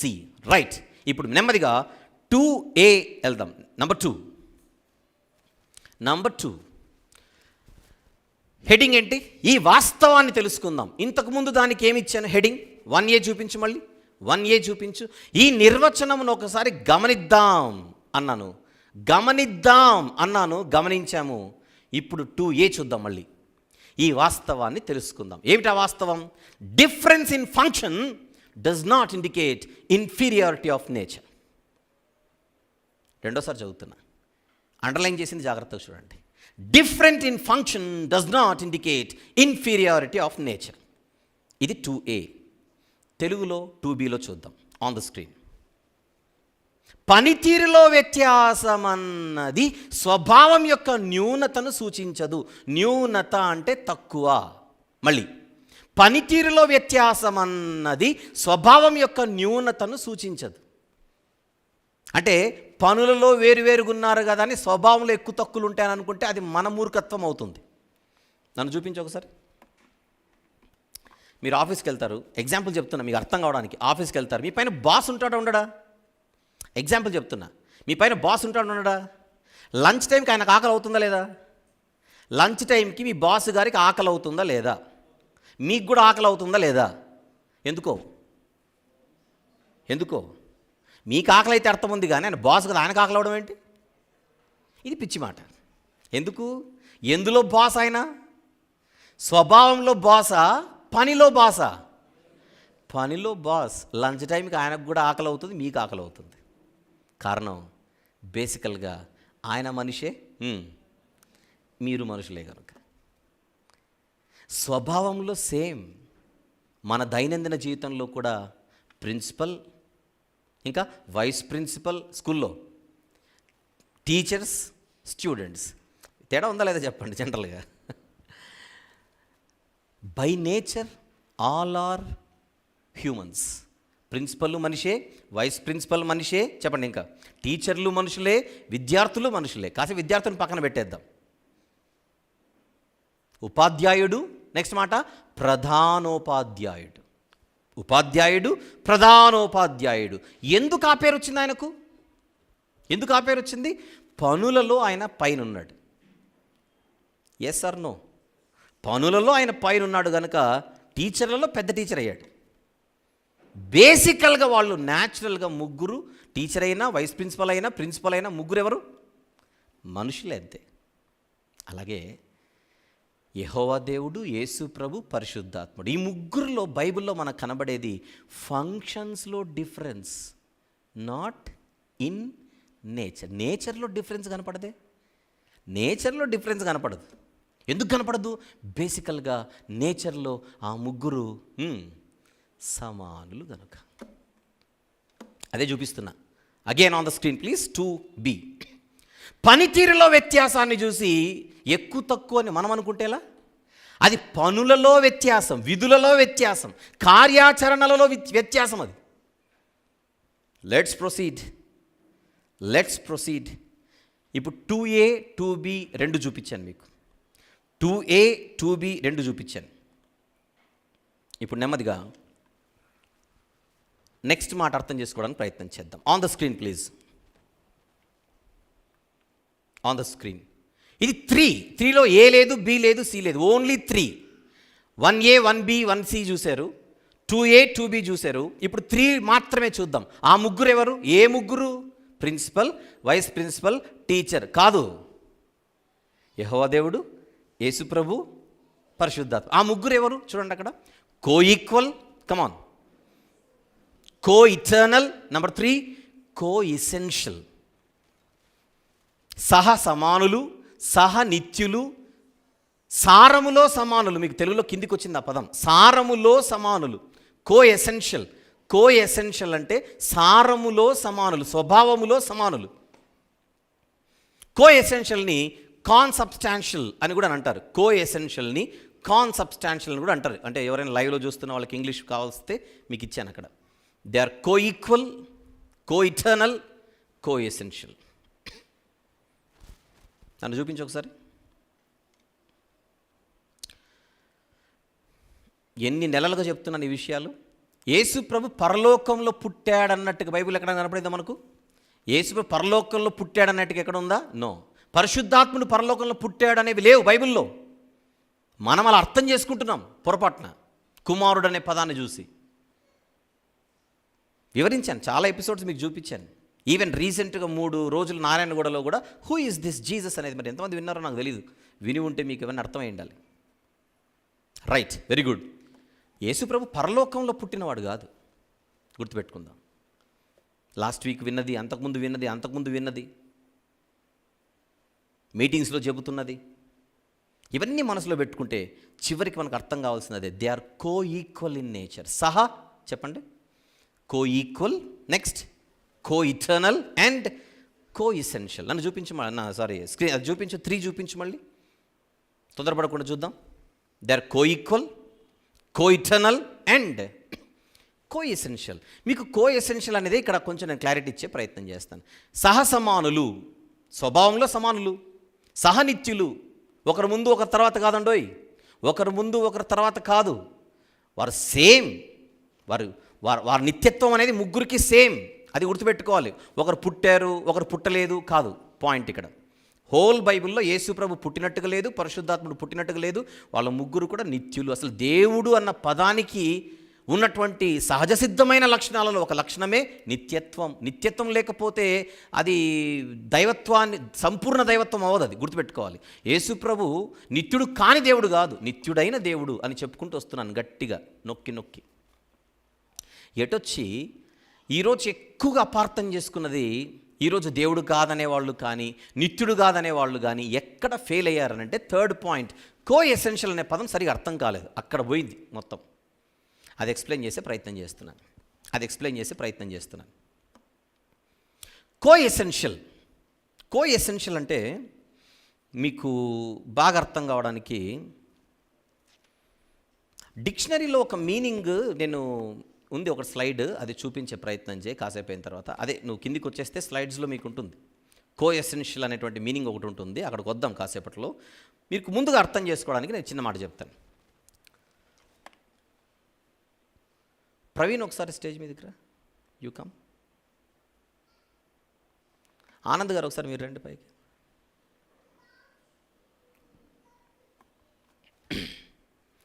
ఇప్పుడు ప్రవీణ్ అనే తమ్ముడు స్టేజ్ మీదకి వచ్చాడు.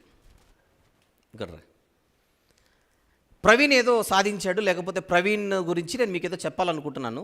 ఆ చెప్పే ప్రయత్నంలో Praveen is a wonderful boy, Praveen is a good boy అని ఏదో నేను చెప్పే ప్రయత్నం చేస్తున్నాను. ప్రవీణ్ చాలా మంచోడు, ఐ లవ్ ప్రవీణ్ అంటున్నాను. ఓవరాల్గా ఐ లవ్ ప్రవీణ్ అన్నాను. ఇప్పుడు మీరు ఒక చెయ్యండి, ఆ అబ్బాయి పైన వేయండి, మీరు చెయ్యండి, భుజం మీద చేయండి, వేసారా? రైట్. ఇప్పుడు నేను అన్నది ఆయన కూడా అన్నారు, ఆనంద్ గారు కూడా Praveen is a very good boy and I love him అని ఆయన అన్నాడు. ఐ లవ్ ప్రవీణ్ అని నేను అంటున్నాను, ఐ లవ్ ప్రవీణ్ అని ఆనంద్ గారు అంటున్నారు.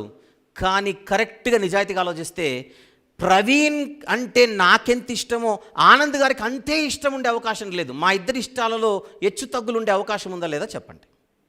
ఉందా? ఇద్దరం స్టేట్మెంట్ ఒకటే, ఐ లైక్ హిమ్ అంటున్నాను, ఆయన కూడా ఐ లైక్ హిమ్ అంటున్నాడు. కానీ మా ఇద్దరి లైక్లలో ఒక లైక్ పెద్ద లైక్, ఒక లైక్ చిన్న లైక్ ఉండొచ్చు. ఎస్ సార్ నో చెప్పండి. ఇప్పుడు ఇంకొకటి చెప్తాను మీకు. ఇప్పుడు నేను నా ఎడం చేత్తో శభాష్ అన్నాను ప్రవీణ్ని. ఇప్పుడు నా కుడి చేయి ఓకే అన్నట్టా, లేకపోతే కుడి చేయి కూడా సపరేట్గా చెప్పాలా? చెప్పండి. ఇప్పుడు ఆనంద్ గారు శభాష్ అన్నాడు, ఆనంద్ గారు కూడా శభాష్ అన్నాడు. ఆయన కుడి చేయి వేసాడు, ఎడం చేయి వేసాను, రైటా? ఇప్పుడు నా శభాష్కి ఆయన శభాష్లో వ్యత్యాసం ఉండొచ్చా ఉండకపోవచ్చా చెప్పండి? ఉంటుంది. నేను అప్రిషియేట్ చేసినంతగా ఆయన అప్రిషియేట్ చేయకపోతూ ఉండొచ్చు, లేదా ఆయన అప్రిషియేట్ చేసినంతగా నేను అభినందిస్తూ ఉండకపోవచ్చు. కారణం మేమిద్దరు, ఆనంద్ గారికి మా ఇద్దరిని చూడాలి. ఇప్పుడు మీరు ఈయన మర్చిపోండి కాసేపు. ఆనంద్ గారికి నాకు తేడా ఏంటని అడిగితే, మేమిద్దరము మనుషులుగా సమానమైన, విశ్వాసులుగా సమానమైన, సంఘంలో సభ్యులుగా సమానమైన, మా ఇద్దరి మధ్య లేనిదేంటని అడిగితే ఎసెన్షియల్ కనెక్షన్ లేదు. మా ఇద్దరి మధ్య ఏం లేదు చెప్పండి? సారములో మేము సమానులం కాదు. అందుకే ఆయన ఇష్టానికి నా ఇష్టానికి తేడా ఉంది, ఆయన ప్రేమకు నా ప్రేమకు తేడా ఉంది, ఆయన శభాష్కు నా శభాష్కు తేడా ఉంది. ఇంకొకటి చెప్పనా? ఇప్పుడు ఎవరైనా స్టేజ్ మీదకి వచ్చి నా మెడలో దండ వేశారనుకోండి, ఆనంద్ గారు ఫీల్ అయ్యే అవకాశం ఉంది. మాట చెప్తున్నా. లేదు మా ఇద్దరిని వదిలేసి ఈయన మెడలో దండేశారనుకోండి, మేమిద్దరం ఫీల్ అయ్యే అవకాశం ఉంది. ఇక్కడ ఇద్దరు పెద్దోళ్ళు ఉంటే ఈ కుర్రోడి మీద వచ్చి దండేస్తారా అని ఫీల్ అయ్యే అవకాశం ఉందా లేదా చెప్పండి? ఎందుకంటే ఈయనని ఎవరైనా పొగిడితే మేము ఫీల్ అయ్యే అవకాశం ఉంది, ఈయన ఎవరైనా తిడితే మేము ఆనందించే అవకాశం కూడా ఉంది. ఇది ఒక శాడిజం ఉంటుంది, రైటా? ఎందుకు అని అడిగితే మేము ముగ్గురం సమానులమే. యాక్చువల్లీ మేము ముగ్గురం సమానమే మనుషులుగా సమానులమైన మా ముగ్గురి మధ్య లేనిది ఒకటి ఉంది. అదే సారములో మాకు కనెక్షన్ లేదు. అందుకే ఆయన ఎవరైనా పొగిడితే నేను ఫీల్ అవుతాను, ఈయన ఎవరైనా తిడితే ఇద్దరం ఆనందిస్తాం, పండుగ చేసుకుని బయటికి వెళ్ళి బిర్యానీ తింటాం. ఎందుకు అని అడిగితే ఎసెన్షియల్ కనెక్షన్ ఏంటో మీకు చెప్పే ప్రయత్నం చేస్తున్నాను. రైట్. ఇప్పుడు మీ చేయి చూపించండి, ఆ చేయి చూపించండి. ఆనంద్ గారి ఎడం చేతికి వాచ్ ఉంది, కుడి చేయి ఏమైనా అలిగిందేమో అడుగుదాం ఒకసారి. చెప్పండి. ఎడమ చేతికున్న వాచ్ను చూసి కుడి చేయి ఏమైనా అలుగుతుందా అధ్యక్ష? చెప్పండి. అలగదుగా. ఎందుకో చెప్పనా? ఈ కుడి చేతికి ఆ ఎడం చేతికి ఒక కనెక్షన్ ఉంది. ఆ కనెక్షన్ పేరే ఎసెన్షియల్ కనెక్షన్. కుడి చేతికి ఎడమ చేతికి మధ్యలో ఉన్నది ఒక సమానత్వం ఉంది. అదే ఈ రెండిటిలో ఉన్న సారం ఒక్కటే. చెప్పండి. సారం ఒక్కటే. అందుకే మన శరీరములో ఏ అవయవాన్ని మనం గణపరిచినా మిగిలిన అవయవాలన్నీ ఆనందిస్తాయి. ఏ అవయవానికి గాయమైనా మిగిలిన అవయవాలన్నీ బాధపడతాయి. అంతెందుకు, కాళ్ళతో పరిగెత్తాడు పరుగు పందెంలో, దండ మెడల్ తీసుకొని వచ్చి మెడలో వేశారు. కాళ్ళతో పరిగెత్తితే మెడల్ తీసుకొని మెడలో వేస్తే ఎప్పుడైనా 2 కాళ్ళు అలిగాయా? మేము పరిగెత్తే మెడకాయలు వేసారేంటి, దండ మాకేయాలని కాలు పెట్టా ఇట్లా లేదుగా. పరుగెత్తింది కాళ్ళైనా, దండబడుతోంది మెడలోనైనా, నడినెత్తి మొదలుకొని అరిపాదం వరకు అన్ని అవయవాలు ఆ ఆనందములో సమానంగా పాలు పుచ్చుకుంటున్నాయి. ఎందుకో చెప్పనా, నా శరీరంలో ఉన్న ఒక అవయవానికి మరొక అవయవానికి మధ్య ఉన్న కనెక్షనే చెప్పండి ఇక ఎసెన్షియల్ కనెక్షన్. Essential connection. నాకు షేక్ హ్యాండ్ ఇవ్వండి. ఆయన కుడి చేయి ఇచ్చాడు, నేను కుడి చేయి ఇచ్చాను. ఈ 2 చేతులేమి అలగవు.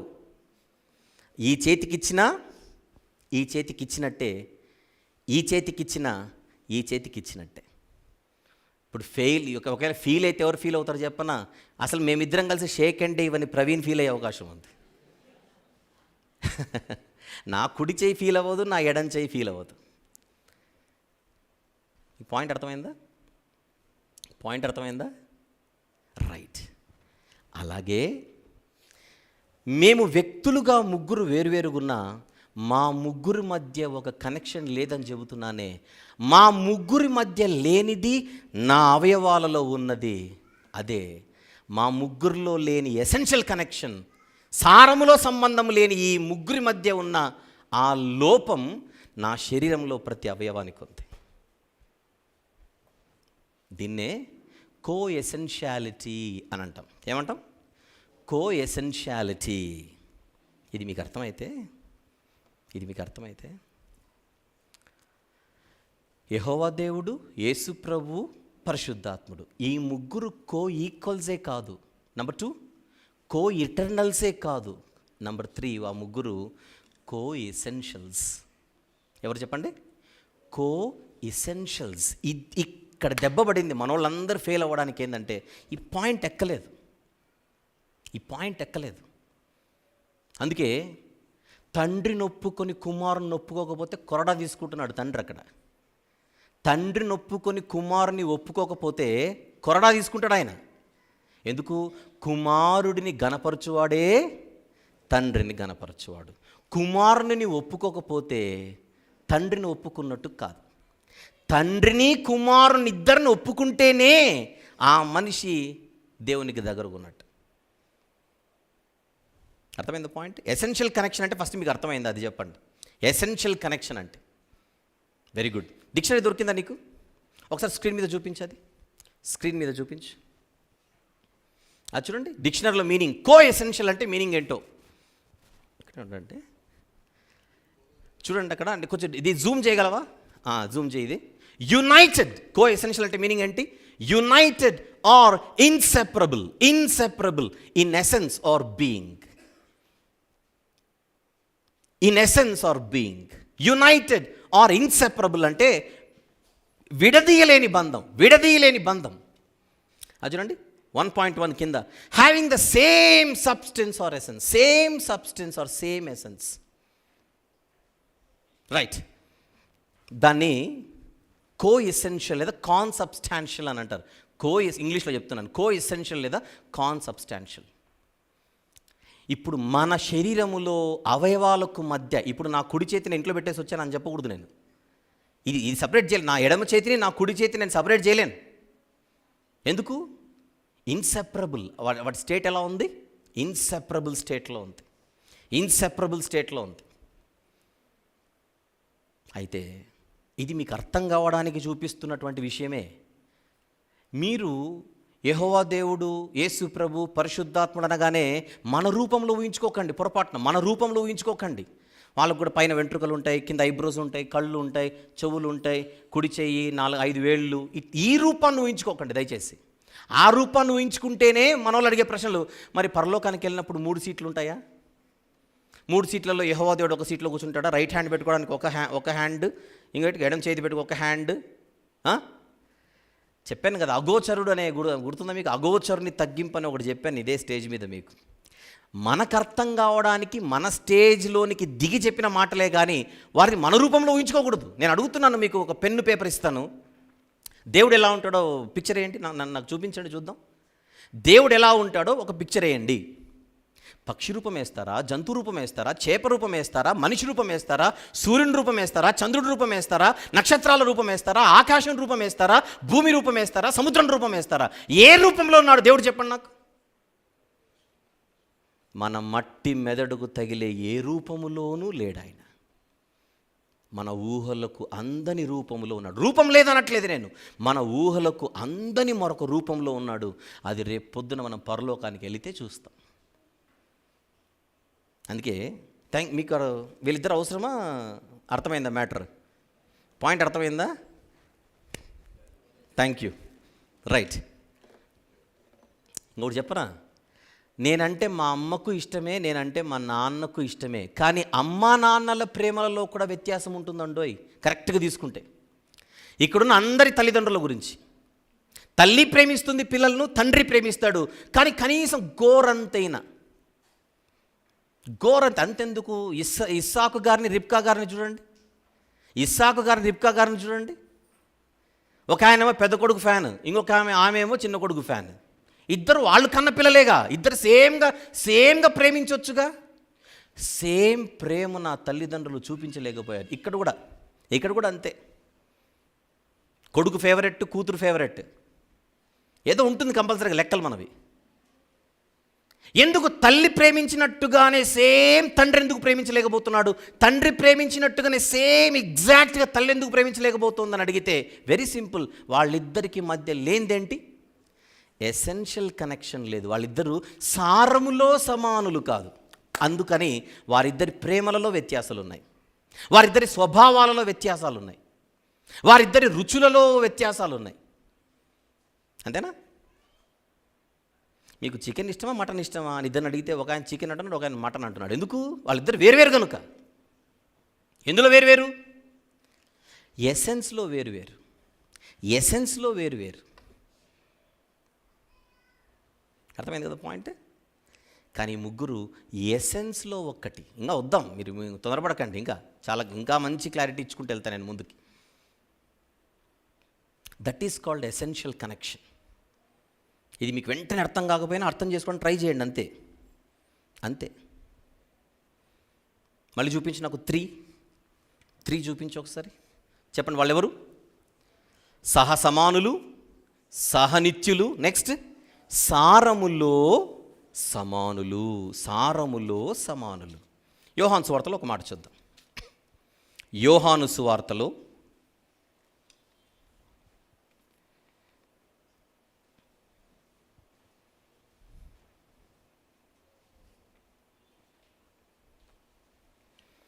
5వ అధ్యాయం 23వ వచనం చూద్దాం. 23వ వచనం, తండ్రిని గణపరచునట్లుగా అందరూ కుమారుని గణపరచాలి. అది పాయింట్. బాగా అర్థం చేసుకోండి పాయింట్. తండ్రిని గణపరచునట్లుగా అందరూ కుమారుని గణపరచాలి. మీకు కొంచెం అర్థమైతే 4 సార్లు చదివితే 5వ సార్లు ఒక విషయం అర్థం కావాలి. తండ్రిని మనం ఎంత గణపరుస్తామో కుమారుని కూడా అంతే గణపరచాలి. సేమ్. ఇంకా కిందికి వెళ్దాం. కుమారుడిని గణపరచని వాడు ఆయనను పంపిన తండ్రిని గణపరచడు.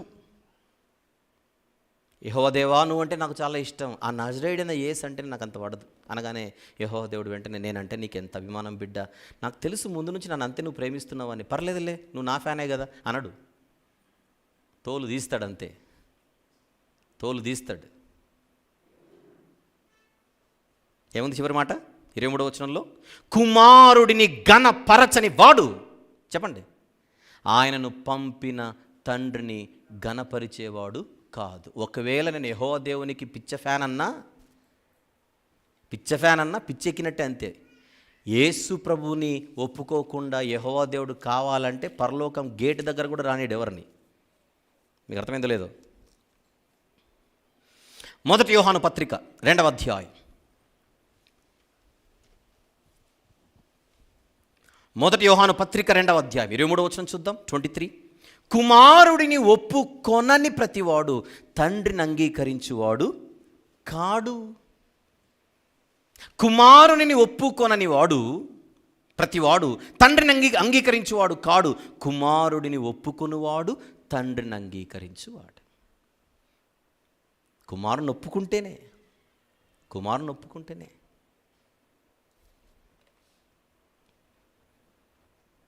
కుడి చెవి ఎడమ చెవి సేమ్. కుడి చెయ్యి ఎడమ చెయ్యి సేమ్. కుడి కాలు ఎడమ కాలు సేమ్. బ్లూటూత్ పెట్టుకుంటుంటారు చెవిలో. కొంతమంది ఎడమ చెవిలో ఎక్కువ పెట్టుకుంటారు. ఎడమ చెవిలోనే పెట్టుకోవాలి కూడా, ఫర్ కైండ్ ఇన్ఫర్మేషన్. ఎందుకంటే ఇక్కడ బ్రెయిన్ దగ్గర ఉంటుంది కనుక కుడి చెవికి దగ్గర ఎలక్ట్రానిక్ గ్యాడ్జెట్స్ పెట్టొద్దు అంటారు. అది పక్కన పెట్టండి. ఎడమ చెవి, మన ఫోన్ కూడా ఎక్కువ శాతం మనం ఎడమ చెవి దగ్గర పెట్టుకొని మనం వింటూ ఉంటాం జనరల్గా. అంటే దాని అర్థం కుడి చెవి పాపం చేసిందనా, అన్యాయం చేసిందనా, లేకపోతే మీరు కుడి చెవిని అవమానపరుస్తున్నట్ట, లేకపోతే కుడి చెవిని తక్కువ చేస్తున్నట్ట. ఎడమ చెవికి ఒక పని ఉంది, దాన్ని వాడుకుంటున్నారు ఆ పని కోసం. కుడి చెవికి ఒక పని ఉంది. ఎగ్జాంపుల్ చెప్తున్నాను నేను. పనులలో డిఫరెన్స్ ఉండొచ్చు. బ్లూటూత్లో 2 బడ్స్ ఉంటాయి. బడ్స్ కాకుండా కొంతమంది సింగిల్ చెవికి పెట్టుకొని వింటుంటారు జనరల్గా. బ్లూటూత్లో కూడా ఉంటుంది కదా. ఎడం చెవి పెట్టుకున్నారంటే కుడి చెవిని ఏమైనా మీరు తక్కువ చేసినట్ట, హీనపరిచి ఆ మాత్రం దానికి కుడి చెవి ఎందుకు కత్తి తీసుకొని నరికేయండి అంతే. మన అవయవాలలో కూడా ఒక అవయవానికి మరొక అవయవానికి వ్యత్యాసం ఉంది. ఎందులో చెప్పాలి? ఎందులో? పనులలో వ్యత్యాసం ఉంది. సారములో అన్నీ ఒకటే. మీరు దేనిని తక్కువ చేసినా శరీరం అంతటిని తక్కువ చేసినట్టే. దేనిని ఘనపరిచినా శరీరంలో ఉన్న ప్రతి అవయవాన్ని ఆటోమేటిక్గా ఏం చేసినట్టు? ఘనపరిచినట్టే. ఎందుకు? అవయవాలకు మధ్య ఉన్నది ఎసెన్షియల్ కనెక్షన్ కనుక. అవయవాలకు మధ్య ఉన్నది ఎసెన్షియల్ కనెక్షన్ కనుక. ఇలా చెబుతున్నాను కదా అని మీరు పొరపాటున పైన కూడా యెహోవా దేవుడు, యేసుప్రభు పరిశుద్ధాత్ముడు మనలాగానే ఒకే బాడీ ఉంటుంది, బాడీలోనే అతుక్కొని ఉంటారు వీళ్ళు ముగ్గురు అని ఇట్లా ఊహించుకోకూడదు. ఇది మానవ పరిధి. అసలు మనం ఏ రూపంలో కూడా వాళ్ళని ఊహించుకోకూడదు, గుర్తుపెట్టుకోవాలి. ఆ పాయింట్ మీరు మిస్ అవ్వకుండా ఇది వినాలి. ఒక మాట చూద్దాం మత్తయి సువార్తలో. మత్తయి సువార్త 13వ అధ్యాయం. తొందరపడకండి, తొందరపడి ఒక కంక్లూజన్కి రాకండి. ఇంత కష్టపడి నేను చెబుతున్నానంటే దీని వెనకాల ఎంతో రీసెర్చ్ ఉంటుందన్న సంగతి మీరు మర్చిపోకూడదు. మత్తయి సువార్త 13వ అధ్యాయం.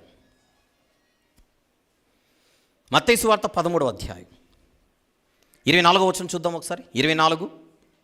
ఆయన మరి యొక్క ఉపమానం వారితో చెప్పాను. ఏమనగా, పరలోక రాజ్యము తన పొలములో మంచి విత్తనము విత్తిన ఒక మనుష్యుని పోలి ఉన్నది. అసలు పరలోకానికి మనిషికి ఏమైనా సంబంధం ఉందా? మీరు ఆలోచించండి. పరలోకానికి మనిషికి ఏమైనా సంబంధం ఉందా? దేనితో ఎవరితో పోలుస్తున్నాడు పరలోకాన్ని యేసుప్రభు వారు?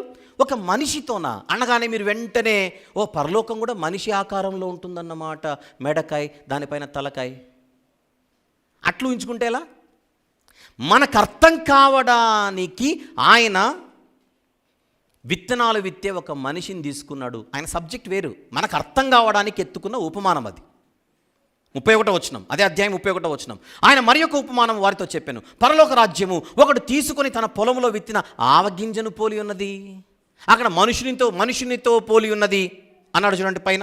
ఒక మనుషుని పోలి ఉన్నది, ఇక్కడ ఒక ఆవగింజను పోలి ఉన్నది. ఇప్పుడు పరలోకాన్ని ఆవగింజలాగా ఊహించుకుందామా, ఒక మనిషిలాగా ఊహించుకుందామా?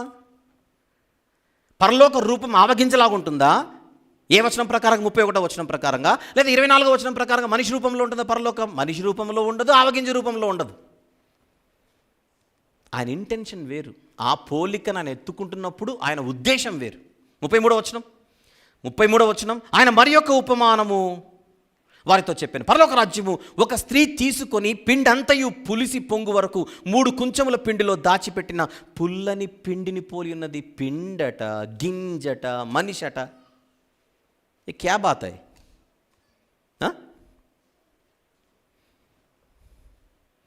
44వ వచనం. 44. పరలోక రాజ్యము పొలములో దాచబడిన ధనమును పోలి ఉన్నది. గింజబాయే, పిండిబాయే, ధనమొచ్చే. 45వ వచనం. పరలోక రాజ్యం మంచి ముత్యములు కొన వెదుకుచున్న వర్తకుని పోలి ఉన్నది. రైతుబాయే వర్తకుడొచ్చే. 47వ వచనం, పరలోక రాజ్యం సముద్రంలో వేయబడి నానా విధములైన చేపలను పట్టిన వలను పోలి ఉన్నది. ఇప్పుడు ఏ రూపంలో నేను ఊహించుకోవాలి? వల రూపంలోనా, వర్తకుని రూపంలోనా, ధనము రూపంలోనా, పిండి రూపంలోనా, ఆవ గింజ రూపంలోనా, లేదా విత్తనాలు విత్తిన మనుషుని రూపంలోనా? నేను మిమ్మల్ని అడుగుతున్నాను. నా మాటలు కావి, యేసుప్రభువే చెప్పాడు పరలోక రాజ్యం అంటే ఇలా ఉంటుంది అని చెప్పాడు. వెంటనే పెన్ను తీసుకొని పరలోకం ఇలా ఉంటుందని మీరు మనిషి బొమ్మ వేసుకుంటే ఆయన ఇంటెన్షన్ అర్థం కాలేదు. గింజ రూపం వేసుకుంటే ఆయన ఉద్దేశం అర్థం కాలేదు. ఇప్పుడు ఆయన చెప్పినటువంటి పోలికలలో ఏ పోలిక తీసుకొని మీరు పరలోకాన్ని అలా ఊహించుకున్నా అన్నీ తప్పే. రూపం కా బాత్ నహీ హై. ఇది రూపం గురించి కాదు, దాని వెనకల ఒక ఇంటెన్షన్ ఉంది. అలాగే ఇప్పుడు నేను ఆనంద్ గారిని పిలిచాను, నన్ను పిలిచాను, ప్రవీణ్ని నిలబెట్టాను, ఏదో అర్థం చేయించడానికి ఒక ఎగ్జాంపుల్ మాత్రమే. కానీ మీరు లిటరల్గా మీరు ఒక మా రూపంలోనికి తీసుకొని వచ్చి ఆలోచించకూడదు. లేదా నేను కుడి చేయడం చేయి చూపించాను కదా అనేసరికి యెహోవా దేవుడు యేసు ప్రభు అలా తుక్కొని ఉంటారేమో అని అనుకోకూడదు. ఎందుకంటే మన ఊహలకు అతీత రూపంలో ఉన్నారు కదా వాళ్ళు, ఊహాతీతమైన రూపంలో ఉన్నారు వాళ్ళు. నా కుడి చేయి ఇలా ఉంటుంది, నా ఎడమ చేయి ఇలా ఉంటుంది. ఈ రెండింటికి మధ్య ఎసెన్షియల్ కనెక్షన్ ఉంది. ఇది జంతువుకైతే 4 కాళ్ళు, మనిషికైతే 2 కాళ్ళు. రూపాలు వేరు.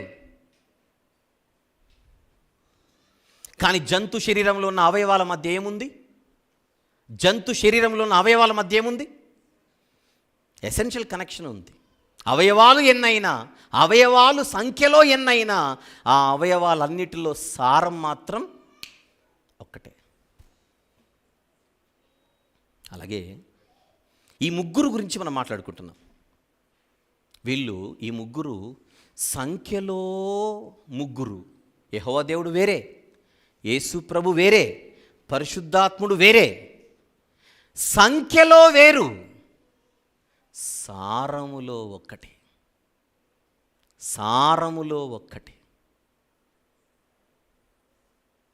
నీకంటే గొప్ప దేవుడు ఎవరు లేరయ్యా అని యెహోవా దేవునితో అంటే వీళ్ళిద్దరు ఫీల్ అవుతారు అనుకోకండి.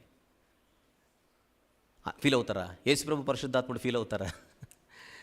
యేసుప్రభును గణపరుస్తుంటే యెహోవా దేవుడు అని ఫీల్ అవుతాడా? ఆయన చెప్తున్నాడు, కుమారుణ్ణి గణపరచకపోతే నన్ను గణపరిచినట్టు కాదు. వెళ్దాం, ఇంకొంచెం ముందుకు వెళ్దాం. అసలు దేవుడు అంటే, అసలు మనకు బైబిల్లో కనబడుతున్న దేవుని యొక్క స్థితి గురించి మరింత అవగాహన పెంచుకోవడానికి 4A on the screen please. 4A, దైవం స్వరూపం. గాడ్ ఇంగ్లీష్లో అంటాం దైవము.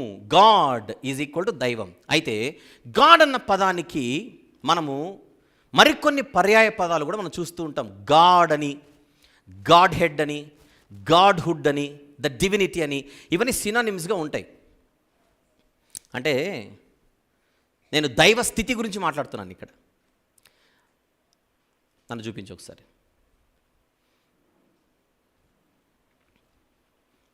ఇప్పుడు ఆనంద్ గారి కుమారుడు వేదిక మీదకి రావాలి.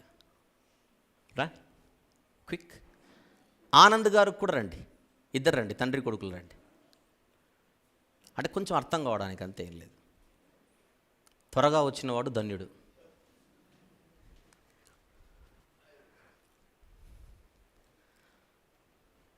ఈ అబ్బాయిని మనం బాలుడు అంటాం. Yes or no?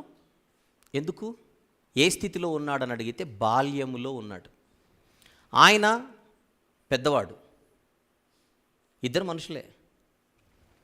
ఈ అబ్బాయి ఇప్పుడు child. This boy is a child, బాలుడు.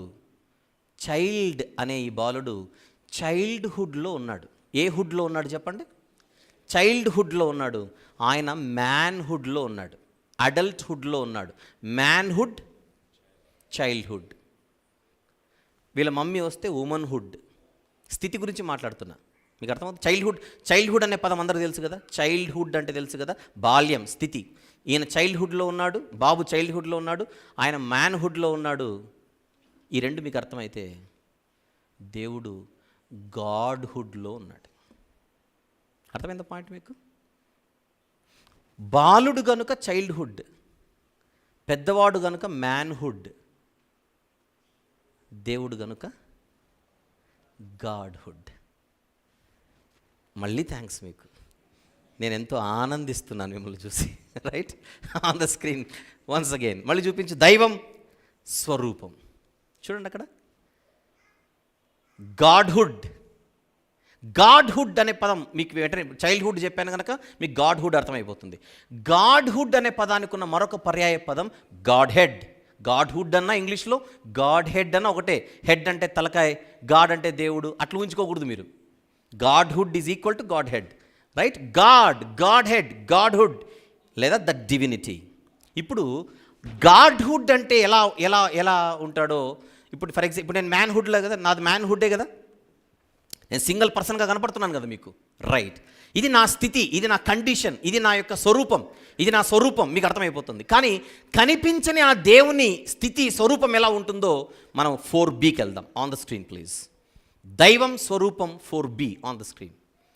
ఇంగ్లీష్లో చూపిస్తున్నాను మీకు. God head includes oneness in essence among 3 persons. నేను కొంచెం తొందరపడను, మీరు అర్థం చేసుకోండి, చాలా కాలంగా మీరు ఎదురు చూస్తున్న సబ్జెక్ట్ ఇది. God head includes oneness in essence among 3 persons. Underline చేశాను కొన్ని పదాలని, తెలుగులో చూద్దాం. అసలు దైవ స్వరూపం ఎలా ఉంటుందని అడిగితే ముగ్గురి మధ్య సారములో ఏకత్వము కలిగి ఉన్న స్వరూపమే దైవ స్వరూపం. మళ్ళీ వ్యక్తులు ఎంతమంది? డెఫినేషన్లో చూడాలి. వ్యక్తులు ఎంతమంది? ముగ్గురు. సంఖ్యలో ఎంతమంది వాళ్ళు? ముగ్గురు. సంఖ్యలో ముగ్గురు, కానీ సారంలో మాత్రం వారు ఏమై ఉన్నారు? ఏకమై ఉన్నారు. సారములో ముగ్గురి మధ్య సారములో ఏకత్వము కలిగి ఉన్న స్వరూపమే దైవ స్వరూపం.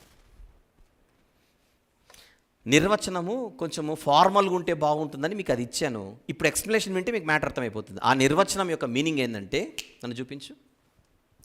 తండ్రే కుమారుడు, కుమారుడే పరిశుద్ధాత్ముడు కాదు.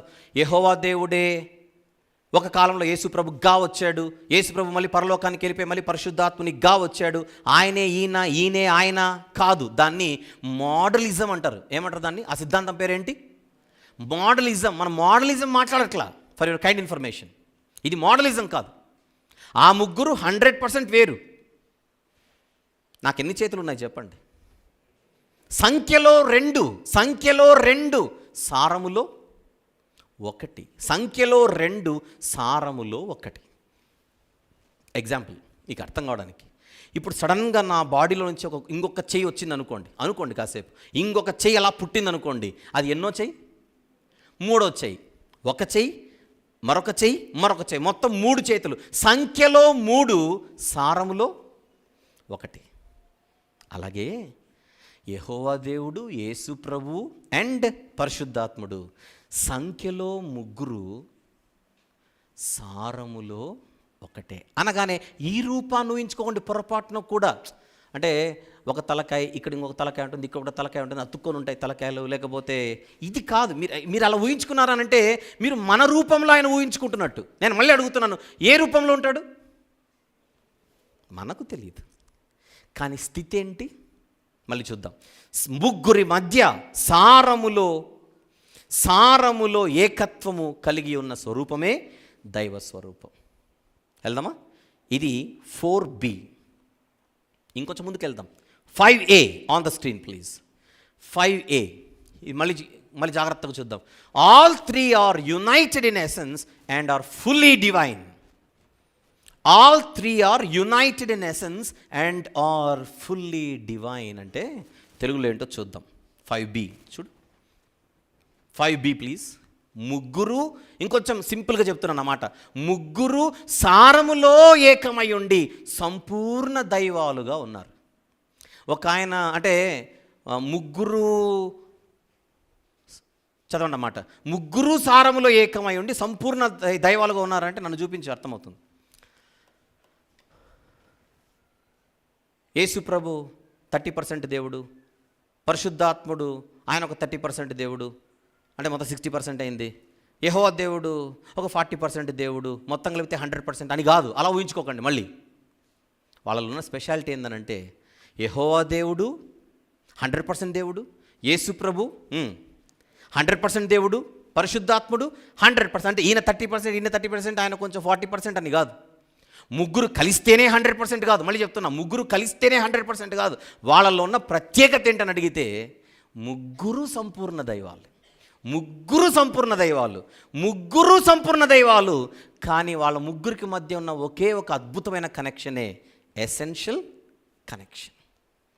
మళ్ళీ చూద్దాం ఆ వచనం 5b ప్లీజ్. నిర్వచనం మీకు అర్థం కావడానికి ఇస్తున్నటువంటి డెఫినేషన్స్ ఇవన్నీ. ఈ మాటను కూడా తెలుసుకుందాం. ముగ్గురు సారములో ఏకమై ఉండి సంపూర్ణ దైవాలుగా ఉన్నారు. మీరు సారం పక్కన పెట్టేస్తే అర్థం వేరేలా అయిపోతుంది. అందుకే సారం అనే పదాన్ని నొక్కుతున్నా నేను ఇక్కడ. Right, 5c please. 5c ఇది చూడండి. They are united in essence. మన అప్పటి నుంచి మాట్లాడుతుంది. అంటే నువ్వు ఒకసారి 5b చూపించి 5cకి రా, మళ్ళీ అర్థమవుతుంది. 5bలో ఇంగ్లీష్ చూడండి ఒకసారి. 5bలో ఇంగ్లీష్ చూడండి. అండర్లైన్ చేసినవి చూడండి. ఇంగ్లీష్లో అండర్లైన్ చేసినవి చూడండి. కొంచెం జూమ్ చేయి. యునైటెడ్ ఇన్ ఎసెన్స్ అన్నాను. యునైటెడ్ ఇన్ ఎసెన్స్ అన్నాను. దాన్ని వివరిస్తున్నాను ఇప్పుడు 5cలో. యునైటెడ్ ఇన్ ఎసెన్స్ అంటే చూపించి 5c. చూపించి 5c. యునైటెడ్ ఇన్ ఎసెన్స్ అంటే వన్ ఇన్ ఎసెన్స్ అని. United is equal to one. United అంటే అర్థం ఏంటి? వన్. యునైటెడ్ ఇన్ ఎసెన్స్ అంటే అర్థం ఏంటంటే one in essence. In Telugu please 5d. In Telugu United in essence means one in essence. తెలుగులో సారములో ఏకమై ఉన్నారు అనగా సారములో ఒక్కటై ఉన్నారని అర్థం. సారములో ఏకమై, నేను తెలుగులో మీకు ఒక పదాన్ని హైలైట్ చేసి చూపించాను. ఏకము అంటే ఏమనుకుంటున్నారో, ఏకము ఈజ్ ఈక్వల్ టు ఒక్కటై.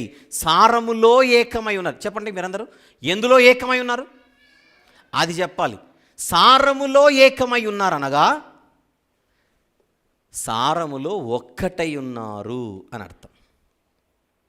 సారములో ఒక్కటై ఉన్నారు అని అర్థం. నన్ను చూపించి మళ్ళీ. ఎందులో ఒక్కటై ఉన్నారు చెప్పండి ఆ ముగ్గురు? యెహోవా దేవుడు, యేసు ప్రభు, పరిశుద్ధాత్ముడు. ఎందులో ఒక్కటై ఉన్నారు? సారములో ఒక్కటై ఉన్నారు. ఎందులో వేరువేరుగా ఉన్నారు? సంఖ్యలో వేరువేరుగా ఉన్నారు. ప్రింట్ అయిపోవాలి ఇక అందరికీ. ఎందులో వేరై ఉన్నారు చెప్పండి? సంఖ్యలో వేరై ఉన్నారు. ఆయనే ఈయన ఆయన కాదు. ముగ్గురు వేరే, ముగ్గురు సంపూర్ణ దైవాలు. కానీ ఆ ముగ్గురి మధ్య ఉన్నది essential connection. 6a please on the screen. One in essence also means, కొంచెం నేను ఒక్కొక్క స్టెప్ మీకు నేర్పించుకుంటూ వస్తున్నాను. One in essence also means one in being. One in essence also means one in being. అంటే సారములో ఒక్కటై ఉన్నారు అని అంటే ఆటోమేటిక్గా ఉనికిలో కూడా ఒక్కటే. బీయింగ్ అంటే అర్థం ఏంటి? బీయింగ్ అంటే ఉనికి. అంటే ఇప్పుడు నేను మళ్ళీ చెప్తాను మీకు అర్థం కావడానికి. నా కుడి చెయ్యి, నా ఎడం చెయ్యి సారంలో ఒకటా కాదా చెప్పండి? సారంలో ఒకటేనా? రైట్. ఇప్పుడు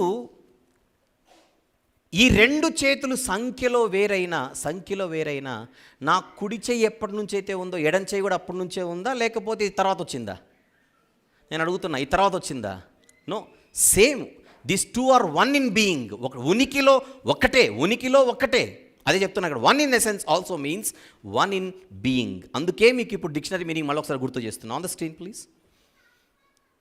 కో ఎసెన్షియల్ అంటే అదే పాయింట్. మీరు కో ఎసెన్షియాలిటీ అంటే అర్థం ఏంటంటే inseparable, united or inseparable. Inseparable అంటే అర్థం ఏంటి తెలుగులో? డిక్షనరీ చూపిస్తున్నాను మీకు. ఇన్సెపరబుల్ అంటే తెలుగులో మీనింగ్ ఏంటి? వేరు చేయలేం. నువ్వు వేరు చేసి చూడకూడదు. క్లియర్ పిక్చర్ చూపించినాను. వెళ్దాం, ఇంకొంచెం ముందుకు వెళ్దాం. 6b please. బీయింగ్ అనే పదం. 6b please. చూడండి, మీకు ఇవన్నీ లైవ్లో ఉంటాయి. తర్వాత మీరు స్క్రీన్ షాట్స్ తీసుకోండి, నో ప్రాబ్లం. నాకు టైం లేదు కనుక నేను కొంచెం ముందుకు వెళ్తున్నా. బీయింగ్ అనగా ఉండుట. బీయింగ్ అంటే అర్థం ఏంటి? ఉనికి కలిగి ఉండుట. ఉనికి కలిగి ఉండుట. బీయింగ్ అనే పదానికి ఉనికి కలిగి ఉండడం. రైట్, వెళ్దాం ముందుకి. ఇప్పుడు 6C ప్లీజ్. పదే చెప్తున్నాను ఈ మాట. 3 in persons but 1 in essence. 1 in essence అంటే 1 in being. వ్యక్తులుగా ముగ్గురిగా ఉన్న సారములో ఒక్కటిగా ఉన్నారు. ఒక అద్భుతమైన ఎండింగ్లోనికి వద్దాం, అర్థం చేసుకుంటూ మనం ప్రయాణం చేద్దాం. చూడండి, వ్యక్తులుగా ముగ్గురిగా ఉన్న సారములో ఒక్కటిగా ఉన్నారు. అందరు చెప్పాలి ఈ మాట, అందరు చెప్పండి. వ్యక్తులుగా ముగ్గురిగా ఉన్న, చెప్పండి, నేను చెప్పిందే చెప్పండి. వ్యక్తులుగా ముగ్గురిగా ఉన్న సారములో ఒక్కటిగా ఉన్నారు. మళ్ళీ వ్యక్తులుగా ముగ్గురిగా ఉన్న, వినపడాలి అందరికి, గట్టిగా చెప్పాలి. వ్యక్తులుగా ముగ్గురిగా ఉన్న సారములో ఒక్కటిగా ఉన్నారు. వ్యక్తులుగా ముగ్గురిగా ఉన్న సారములో ఒక్కటిగా ఉన్నారు. ఇది మీకు ఎంత బాగా ప్రింట్ అయితే ఆ ముగ్గురు అంత బాగా అర్థమవుతారు. ఓకే, ఇంగ్లీష్లో కూడా చూద్దాం ఒకసారి. 3 in persons, చెప్పండి, but 1 in essence. 3 in persons but 1 in essence. అర్థమైంది కదా పాయింట్? ఇది వాళ్ళ గురించి. ఇంకా ముందుకెళ్దాం. 6D please. ఇప్పుడు జాగ్రత్తగా చూద్దాం, వెరీ ఇంపార్టెంట్. జాగ్రత్తగా చూడండి దీన్ని, ఈ మాటను కూడా తెలుసుకుందాం. ఇప్పుడు మీరు చెప్పిందే చదువుతున్నాను నేను. 3 in persons but 1 in essence. వ్యక్తులుగా ముగ్గురిగా ఉన్న సారములో ఒక్కటిగా ఉన్నారు గనుక, దాన్ని ఇప్పుడు మీరు చెప్పిందే నేను మళ్ళీ చూపిస్తున్నాను అక్కడ. వ్యక్తులుగా ముగ్గురిగా ఉన్న సారములో ఒక్కటిగా ఉన్నారు గనుక, దాన్ని జూమ్ చేయి. గనుక అది మోనోథీజం అవుతుంది, కానీ ట్రైథీజం కానీ పాలిథీజం కాదు. ఇంకా బాగా చెప్తాను. గనుక అనే పదాన్ని చూడండి చాలు. గనుక అనే పదం పైన చదువుకుంటూ వద్దాం. వ్యక్తులుగా ముగ్గురిగా ఉన్నా, చెప్పండి, వ్యక్తులుగా ముగ్గురిగా ఉన్నా సారములో ఒక్కటిగా ఉన్నారు గనుక అది మోనోథీజం అవుతుంది. మోనోథీజం అంటే మోనోథీజం అవుతుంది, కానీ ట్రైథీజం పాలిథీజం కాదు. ఇప్పుడు ట్రైథీజం అంటే ఏంటి, మోనోథీజం అంటే ఏంటి, పాలిథీజం అంటే ఏంటో నేను చెప్తాను, నన్ను చూపించు. ట్రైథీజం అంటే ముగ్గురు దేవుళ్ళు అని, పాలిథీజం అంటే ఎక్కువ మంది దేవుళ్ళు అని, డైథీజం అంటే 2 దేవుళ్ళు అని. కానీ ఈ ముగ్గురు ఎందులో ఒక్కటై ఉన్నారని చదువుకుంటున్నాం అప్పటి నుంచి. ఎందులో ఒక్కటై ఉన్నారు? సారములో ఒక్కటి కనుక ఆ ముగ్గురు మోనోథీజం కేటగిరీకి ఎందుకు వస్తారు? మోనోథీజం అంటే ఏకేశ్వరవాదం. కరెక్ట్గా మాట్లాడితే ఏకేశ్వరవాదం అంటే, అందుకే బైబిల్లో మనకు దేవుడు ఒక్కడే అంటే ముఖ్యంగా నేను తప్ప మీకు వేరొక దేవుడు లేడు అనేటువంటి పదాలు, అంటే దేవుడు ఒక్కడే అనే కాన్సెప్టే కనబడుతూ ఉంటుంది ఎక్కువ శాతం మనకు. మీకు అర్థమవుతుందా పాయింట్? అందుచేత బైబిల్లో ఉన్నటువంటి ఈ ముగ్గురు వ్యక్తులుగా ముగ్గురిగా ఉన్న సారములో ఒక్కటయ్యేసరికి నా కుడి చేయి ఉండొచ్చు, నా ఎడం చేయి ఉండొచ్చు, నా కుడి కాలు ఉండొచ్చు, నా ఎడం కాలు ఉండొచ్చు. శరీరంలో అవయవాల సంఖ్య బహువచన రూపంలో ఉండొచ్చు, అవయవాల సంఖ్య ఎక్కువగా ఉండొచ్చు, కానీ నేను అనేవాడిని ఐఎమ్ 1 in person. మీకు అర్థమవుతుందా? I'm 1 in being. పర్సన్ అనడం కంటే ఐఎమ్ 1 in being. బీయింగ్లో ఒక్కడిని అనేటువంటి ఒక మనకు ఆలోచన ఎలాగైతే వస్తుందో, ఆ ముగ్గురిని ఏ కేటగిరీలోకి వేసుకోవాలి? మనము మోనోథీజం కేటగిరీకి వేసుకోవాలి, కానీ పొరపాటున కూడా ట్రైథీజం కేటగిరీ కిందికి రాకూడదు. ఎగ్జాంపుల్గా నేను ఈ రూపాన్ని చూపిస్తున్నాను, అంటే అవయవాలని చెబితే కొంచెం అర్థమవుతుందనే ఉద్దేశంతో వాడుతున్నానే కానీ ఆ ముగ్గురిని మన ఫార్మాట్లో పొరపాటున కూడా ఊహించుకోకండి అని చెప్తున్నాను నేను. ఈ ముగ్గురిని పొరపాటున కూడా మన ఫార్మాట్లో ఊహించుకోకండి. పాయింట్ అర్థమైంది అందరికీ? అందుకే బైబిల్లో మనకు ముగ్గురు దేవుళ్ళు ఉన్నారా అని అడిగితే ముగ్గురు దేవుళ్ళు లేరు. ఎందుకంటే ఆ ముగ్గురి మధ్య ఉన్నది ఎసెన్షియల్ కనెక్షన్ గనుక వాళ్ళు ముగ్గురిని వేరువేరుగా ఈయనొక దేవుడు, ఆయన ఒక దేవుడు, నేనొక మనిషిని, ప్రవీణ్ ఒక మనిషి, ఆనంద్ గారు ఒక మనిషి అని మా ముగ్గురిని మీరు అనొచ్చు, కానీ మా ముగ్గురి మధ్య ఎసెన్షియల్ కనెక్షన్ లేదు గనుక ఆ ముగ్గురిని అలా అనడానికి వీల్లేదు. ఒక అద్భుతమైనటువంటి స్థితి వాళ్ళది, ఒక అద్భుతమైన స్థితి. సో బైబిల్ చెబుతున్నది మోనోథీజమే కానీ not tritheism, not polytheism. Very good. ఇప్పుడు ఇది అర్థమైతే ఒక ఇమేజ్ చూద్దాం. Image number 1 on the screen please. Image number 1 on the screen. Image 1. Triangle వేసామంటే దేవుడు అలా ఉంటాడని కాదు నా ఉద్దేశం. అక్కడ 3 పాయింట్లు చూపిస్తున్నాను. ఇక్కడ గ్రీన్ కలర్లో ఉన్నాయి, 3 పాయింట్లు గ్రీన్ కలర్లో ఉన్నాయి. మీకు ఎందుకు త్రికోణం అనేది మీకు చూపిస్తున్నాను, తర్వాత అర్థమవుతుంది. చూడండి, ఇంతవరకు మనం విన్నది 3 పర్సన్స్ అని చూసామా? ముగ్గురు ఒక ఆయనే 3 ట్రిపుల్ యాక్షన్ చేశాడని విన్నామా? అది చెప్పండి మీరు. ముగ్గురు వేరువేరనే చూసాంగా. Very good. ఆ ముగ్గురు స్వభావంలో సమానులైనా? ఈక్వాలిటీ ఉంది ఆ ముగ్గురు మధ్య. Very good. ఇప్పుడు ఆ ముగ్గురిని కలిపితే మోనోథీజం కేటగిరీ కిందికి వస్తుందా, లేకపోతే ఎక్కువ మంది దేవుళ్ళు అనే కేటగిరీ కిందికి వస్తారా వాళ్ళు ముగ్గురు?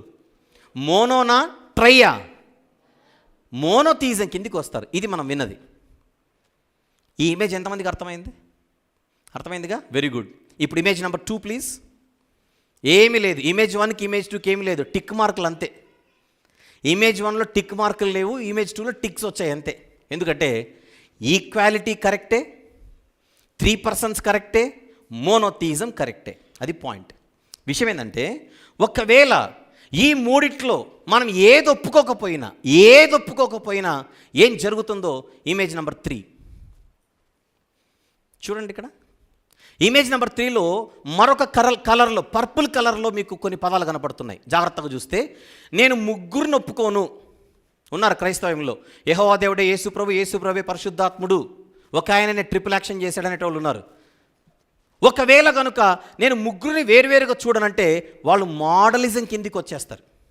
అంటే ఒక్కడే ముగ్గురుగా యాక్ట్ చేశాడు, ఒక్కడే ముగ్గురుగా నటించాడనే కేటగిరీ కిందికి వస్తారు.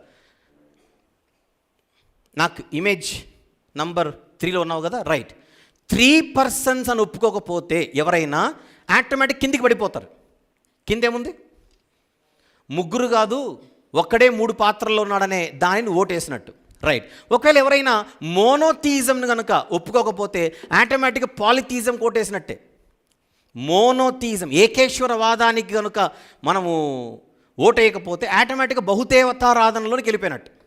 అర్థమైందా? నెక్స్ట్, ఒకవేళ ఈక్వాలిటీని కనుక ఒప్పుకోకపోతే, ఈక్వాలిటీని, సమానత్వాన్ని ఒప్పుకోకపోతే కింద అసమానత్వం వాళ్ళ ముగ్గురి మధ్య మనం చూస్తున్నట్టు. అంటే ఒకరు పెద్ద దేవుడు, ఒక ఆయన చిన్న దేవుడు, ఇంకొక ఆయన ఇంకా చిన్న దేవుడు అన్న మాట కిందకి వచ్చేస్తుంది. అది అలా లేదు. ఎందుకంటే అప్పటి నుంచి మనం చూస్తున్నది ఏంటి? They are equal in nature, equal in essence. సారంలో ఒక్కటి కదా. సారంలో ఒకటైనప్పుడు నువ్వు ఆ ఈక్వాలిటీని ఒప్పుకోవాల్సిందే. Image number 4 please. Image number 4. Green కలర్లో ఉన్నవన్నీ కరెక్ట్, పర్పుల్ కలర్లో ఉన్నవన్నీ తప్పు. ఇంటూ మార్క్స్ వచ్చాయి చూడండి, ఇంటూ మార్క్స్ వచ్చాయి. గ్రీన్ కలర్లో ఉన్నవన్నీ కరెక్ట్, ఇంటూ మార్కుల్లో ఉన్నవన్నీ తప్పు. ఇంకొంచెం క్లియర్గా ఇమేజ్ నెంబర్ 5 ప్లీజ్. ఇంకొంచెం క్లియర్గా ఇమేజ్ నెంబర్ 5. ఇప్పుడు జాగ్రత్తగా చూడండి, యారో మార్క్స్. గ్రీన్ కలర్లో ఉన్న దేనిని మీరు ఒప్పుకోకపోయినా పర్పుల్ కలర్లో ఉన్న దానికి మీరు ఓటేస్తున్నట్టు ఆటోమేటిక్గా. ఈ ఇమేజ్ని అర్థం చేసుకోవడానికి ప్రయత్నం చేయండి. గ్రీన్ కలర్లో ఉన్న దేనికి మీరు ఓటు వేయకపోయినా ఆటోమేటిక్గా మీరు పర్పుల్ దాని కిందికి మీరు వచ్చేస్తున్నట్టే. ఇంక మీరు సపరేట్ చెప్పాల్సిన అవసరం లేదు. అర్థమవుతుందో లేదో చూడండి. అక్కడ 3 పర్సన్స్ అన్నాం, ముగ్గురు వ్యక్తులు.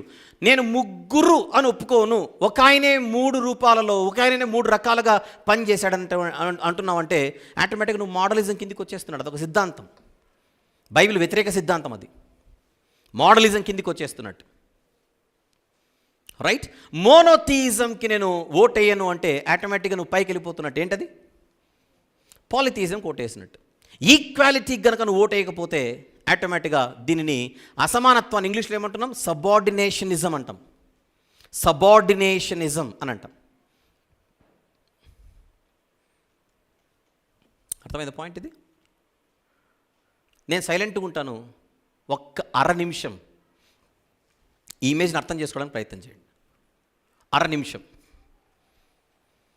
మీకు అర్థమైందో లేదో చెక్ చేసుకోండి.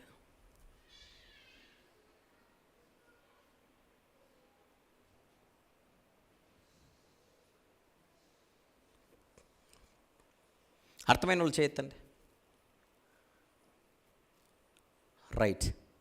ఇవన్నీ మీకు ఇమేజెస్ అన్నీ కూడా మీకు దీంట్లో ఉంటాయి. దేంట్లో? నన్ను చూపించు. యూట్యూబ్లో ఉంటాయి. ఒకటికి 2 సార్లు వినండి, ఒకటికి 10 సార్లు వినండి, అర్థమయ్యేంత వరకు వినండి. వినాలి. ఇప్పుడు అన్నీ అర్థమైనట్టే ఉంటాయి. తర్వాత ఇంటికి వెళ్ళిన తర్వాత ఏం జరిగింది అన్నట్టు ఉంటుంది. అందుకే ఒక్కసారి మీకు అన్నీ మీకు లైవ్లో ఉంటాయి, అన్నీ మీకు మళ్ళీ నీట్గా మీకు నెక్స్ట్ డే మెసేజ్ మీకు అప్లోడ్ అవుతుంది. ఒకటికి 10 సార్లు వినండి. ఏం చెప్తుంది ఆ ముగ్గురు గురించి? యాక్చువల్గా మ్యాటర్ ఈజ్ వెరీ సింపుల్. బైబిల్లో ముగ్గురు దేవుళ్ళు ఉన్నారా? బైబిల్లో ముగ్గురు దేవుళ్ళు లేరు. బైబిల్లో ముగ్గురి మధ్య ఎసెన్షియల్ కనెక్షన్ కలిగిన ఒక అద్భుతమైన రూపం ఉంది. ఆ ముగ్గురు సంఖ్యలో వేరువేరు, అదే మనం మాట్లాడుకున్నాం. ఆ ముగ్గురు సారములో ఒక్కటై ఉన్నారు, వ్యక్తులుగా వేరై ఉన్నారు. సారములో ఒక్కటై ఉన్నారు, వ్యక్తులుగా వేరై ఉన్నారు.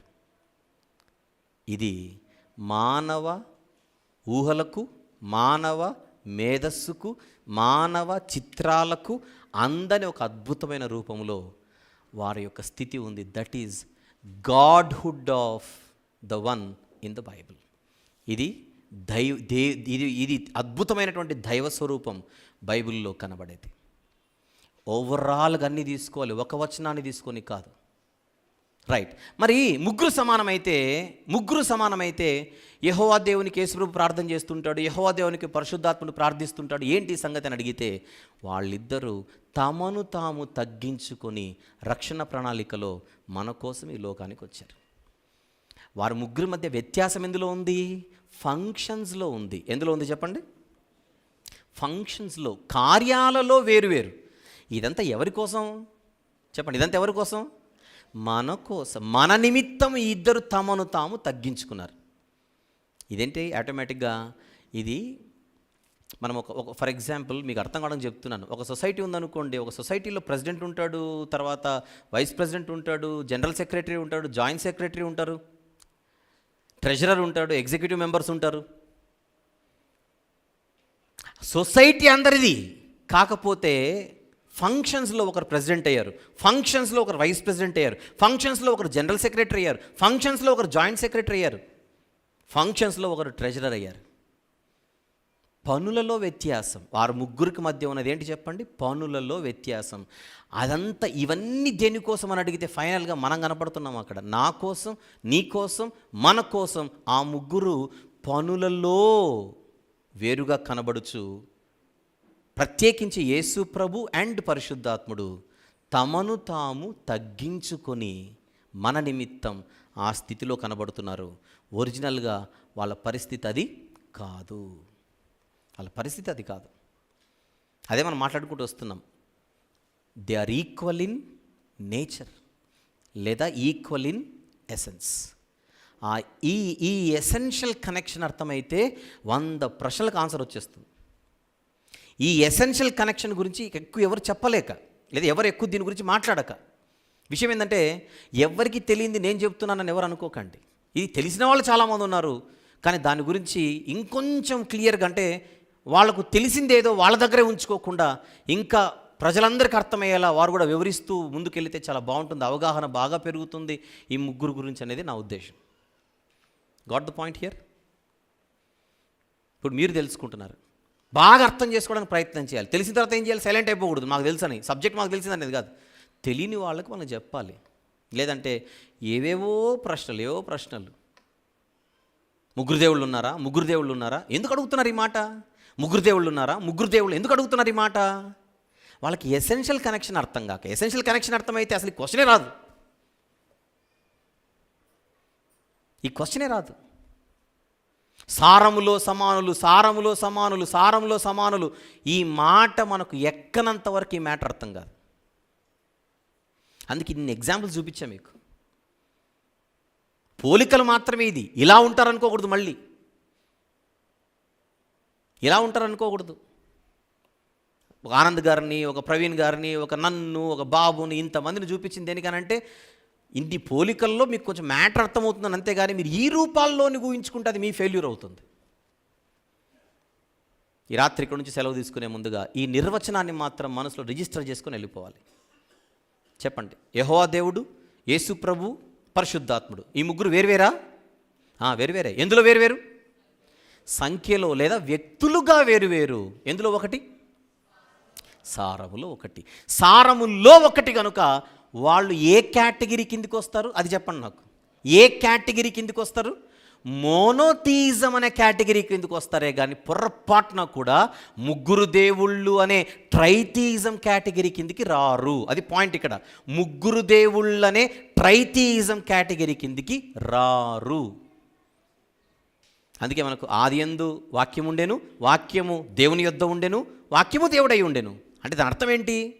దేవుని యొద్ద దేవుడున్నాడా? దేవుని యొద్ద దేవుడున్నాడు. ఆయన దేవుడే, ఈయన దేవుడే, ఇంకొక ఆయన వస్తే ఆయన దేవుడే. ముగ్గురు దైవాలే. కానీ ఎందులో ఒకటి? ఎసెన్స్లో ఒకటి. ఎసెన్స్ అనే ఇంగ్లీష్ పదాన్నే నేను తెలుగులో ఏమంటున్నాను అదే పనిగా అప్పటి నుంచి సారము. ఎప్పుడైతే సారములో ఒకటి అంటామో ఉనికిలో ఒక్కటైనట్టే. ఉనికిలో ఒక్కటనే కేటగిరీ కిందకే వస్తారు. One in being. ఈ రాత్రి మీకు గుర్తుండాల్సిన పదాలు: ఎసెన్స్ అనే పదం గుర్తుండాలి, బీయింగ్ అనే పదం గుర్తుండాలి, నేచర్ అనే పదం గుర్తుండాలి. ఇవన్నీ మీరు గుర్తుపెట్టుకొని దేవుణ్ణి అర్థం చేసుకోవడానికి ప్రయత్నం చేయాలి. ఇక మీదట ఎవరైనా ముగ్గురు దేవుళ్ళ అని అడిగితే నీకు ఎసెన్షియాలిటీ తెలుసా అని అడగండి. ఇంకేం అడగదు. నీకు ఎసెన్షియాలిటీ అంటే తెలుసా అని అడగండి. మాకు తెలియదు అని నేర్చుకుంటారా? డిక్షనరీ చూస్తావా? తెలుగు డిక్షనరీ చూస్తావా? ఇంగ్లీష్ డిక్షనరీ చూస్తావా? అది ఎక్కించుకుంటారా?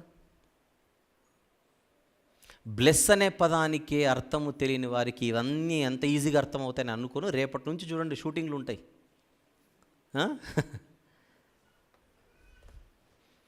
చెవి గలవాడు వినుగాక.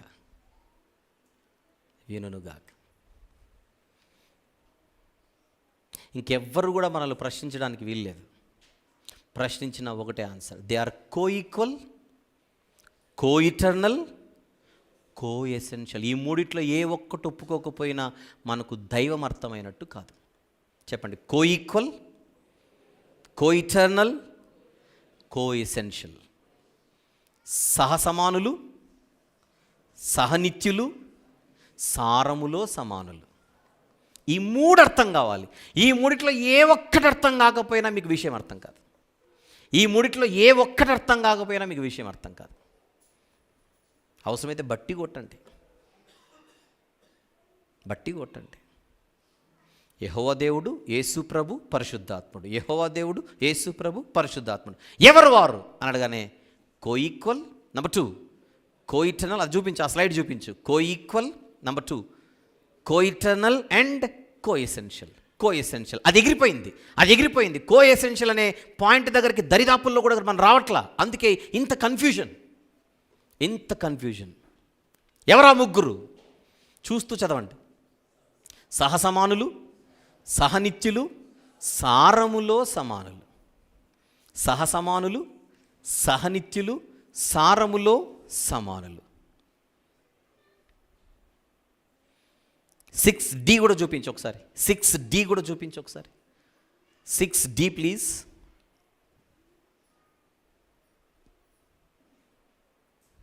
6D తెలుగులో చదవండి అందరూ. వ్యక్తులుగా ముగ్గురిగా ఉన్నా సారంలో ఒక్కటిగా ఉన్నారు గనుక అది మోనోథీజం అవుతుంది, కానీ ట్రైథీజం కాదు. ముగ్గురు దేవుళ్ళ కేటగిరీ కిందికి రారు వారు. మోనోథీజం కేటగిరీ కిందికి వస్తారు. Last but not the least, ఇంత చెప్పిన తర్వాత మీరు పొరపాటున కూడా నా దగ్గర ఒక బోర్డు పెట్టి నాకు ఒక మార్కర్ ఇచ్చి వాళ్ళ ముగ్గురు రూపాలు గీయమంటే నేను గీయలేను. ఎందుకు? మానవ మెదడుకి, మనసుకి అర్థం అవ్వని లేదా ఆ ఊహలకు అందని రూపం కదా వాళ్ళది. ఆకాశమందైనను, భూమి మీదైనను, భూమి క్రిందనైనను, దేని రూపమునైనను దేవుని రూపముగా మనము చేసుకోకూడదు. ఇవన్నీ పోలికలు, అర్థం కావడానికి చెప్పిన విషయాలు మాత్రమే. కానీ విషయం ఇది: కోఈక్వల్, కోఇటర్నల్, కోఎసెన్షియల్. కోఈక్వల్, కోఇటర్నల్, కోఎసెన్షియల్. ఇది తిరుగులేని వాస్తవం. కాదు కూడదంటే తిరగాల్సిందే తప్ప విషయం అర్థం కాదు. లోకమంతా తిరగాల్సిందే. మీ అందరి బాధ్యత ఏంటి? ఇప్పుడు 100 సార్లు వినండి ఈ మెసేజ్ ఈరోజు. ఈరోజు వెళ్ళిన తర్వాత రోజు వినండి, అర్థమయ్యేంతవరకు వినండి. కొన్ని విషయాలలో మనము బిగినింగ్ స్టేజ్లో ఉంటాం. నలిగే కొద్దీ విషయం అర్థమవుతుంది. ఏబిసిడీలు మాత్రమే తెలిసిన వాడికి A+B² వెంటనే అర్థం కాదు.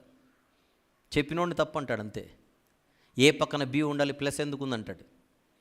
B పక్కన C ఉండాలి, బ్రాకెట్ ఎందుకు ఉందంటాడు.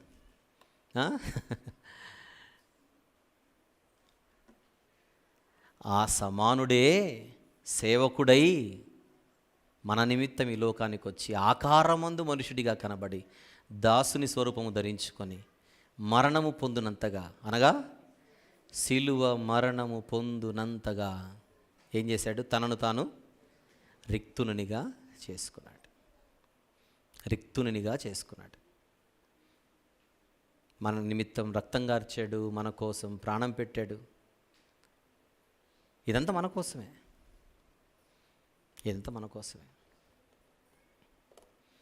ఇంత చెప్పాను కదా విషయం. ఈ సిద్ధాంతానికి ఎవరు ఏం పేరు పెట్టుకున్నా పర్లేదు. నాకు పేరు ముఖ్యం కాదు, విషయం ముఖ్యం. అంతేనా? పేరు ముఖ్యం కాదు, విషయం ముఖ్యం. వచ్చే వారం మనం కలిసినప్పుడు నేను మళ్ళీ ఒకసారి దీని గురించి అడుగుతాను. మీరందరూ ఆ డెఫినేషన్స్ చెప్పాలి. ఈ వారం అంతా ఈ మెసేజ్ వినేసిరంటే got the point everyone? Right. ఆ ముగ్గురిలో ఒక సమానుడు మన నిమిత్తం ఈ లోకానికి వచ్చి రక్తం కార్చి ప్రాణం పెట్టాడు. ఆయన విరిచిన దేహం, ఆయన కార్చిన రక్తానికి సాదృశ్యంగా ప్రతి వారం మనము ప్రభు బల్ల మీద నుండి వచ్చు రొట్టెలోను పానీయంలోను చేయి వేస్తాం. భయముతో, భక్తితో, అమ్మో యేసుప్రభు అంటే ఎవరో కాదు, ఆయన తండ్రి అయిన దేవునితోనూ పరిశుద్ధాత్మునితోనూ సారములో ఒక్కటైన సహసమానుడు మన నిమిత్తం నా కోసం మానవుడిగా వచ్చాడు. ఆయనంటే నేను భయపడాలి, ఆయనంటే వణకాలి, ఆయనంటే ఏంటి భక్తి కలిగి ఉండాలి, చేతులు కట్టుకొని ఉండాలి, ఇష్టం వచ్చినట్టుగా ఆయన గురించి మాట్లాడడానికి సాహసాలు చేయకూడదని హెచ్చరింపబడాలి. తక్కువ చూడకండి ఎవరు. యేసుప్రభుని ఎవ్వరూ తక్కువ చూడడానికి వీల్లేదు. పరిశుద్ధాత్మని ఎవ్వరూ తక్కువ చూడడానికి వీల్లేదు. మనందరి మనసుల్లో దేవుడు దీన్ని స్థిరపరచునుగాక. ఆమేన్. రైట్. దేవునికి స్తోత్రం. కళ్ళు మూసుకుందాం. ప్రభు బల్ల కార్యక్రమం అయిన తర్వాత ఒక నామకరణ కార్యక్రమం ఉంది, అది కూడా చేసుకొని మనము ముందుకెళ్దాం. Thank you very much.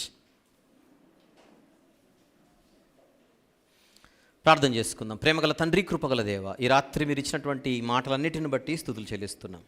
మీ ముగ్గురి మధ్య ఉన్నటువంటి సారం, మీ ముగ్గురి మధ్య ఉన్నటువంటి పరిస్థితి, మీ ముగ్గురి మధ్య ఉన్నటువంటి నాయన స్థితి ఏదైతే ఉన్నదో ఆ స్థితిని ఈరోజు తండ్రి మేము మాట్లాడుకున్నాం.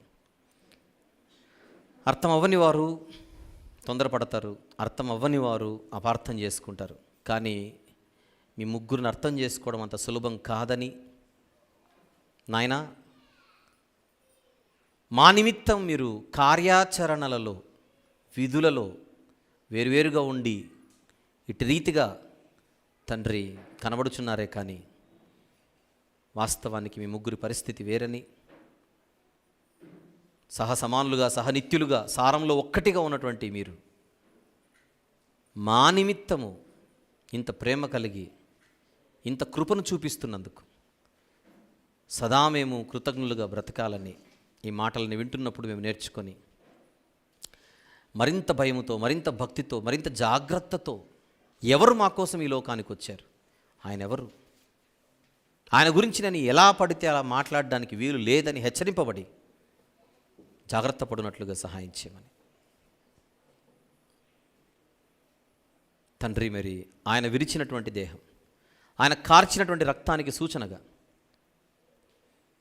బల్ల మీద నుంచి రాబోతున్నటువంటి రొట్టెలోను పానీయములోను చేయి వేయుటకు మేము సిద్ధపడుచుండగా అదే భయముతో, అదే భక్తితో, అదే వణుకుతో మేము అడుగులు ముందుకు వేయుటకు సహాయం చేయమని ఈ పాదములు పట్టుకొని వేడుకొనొచ్చు.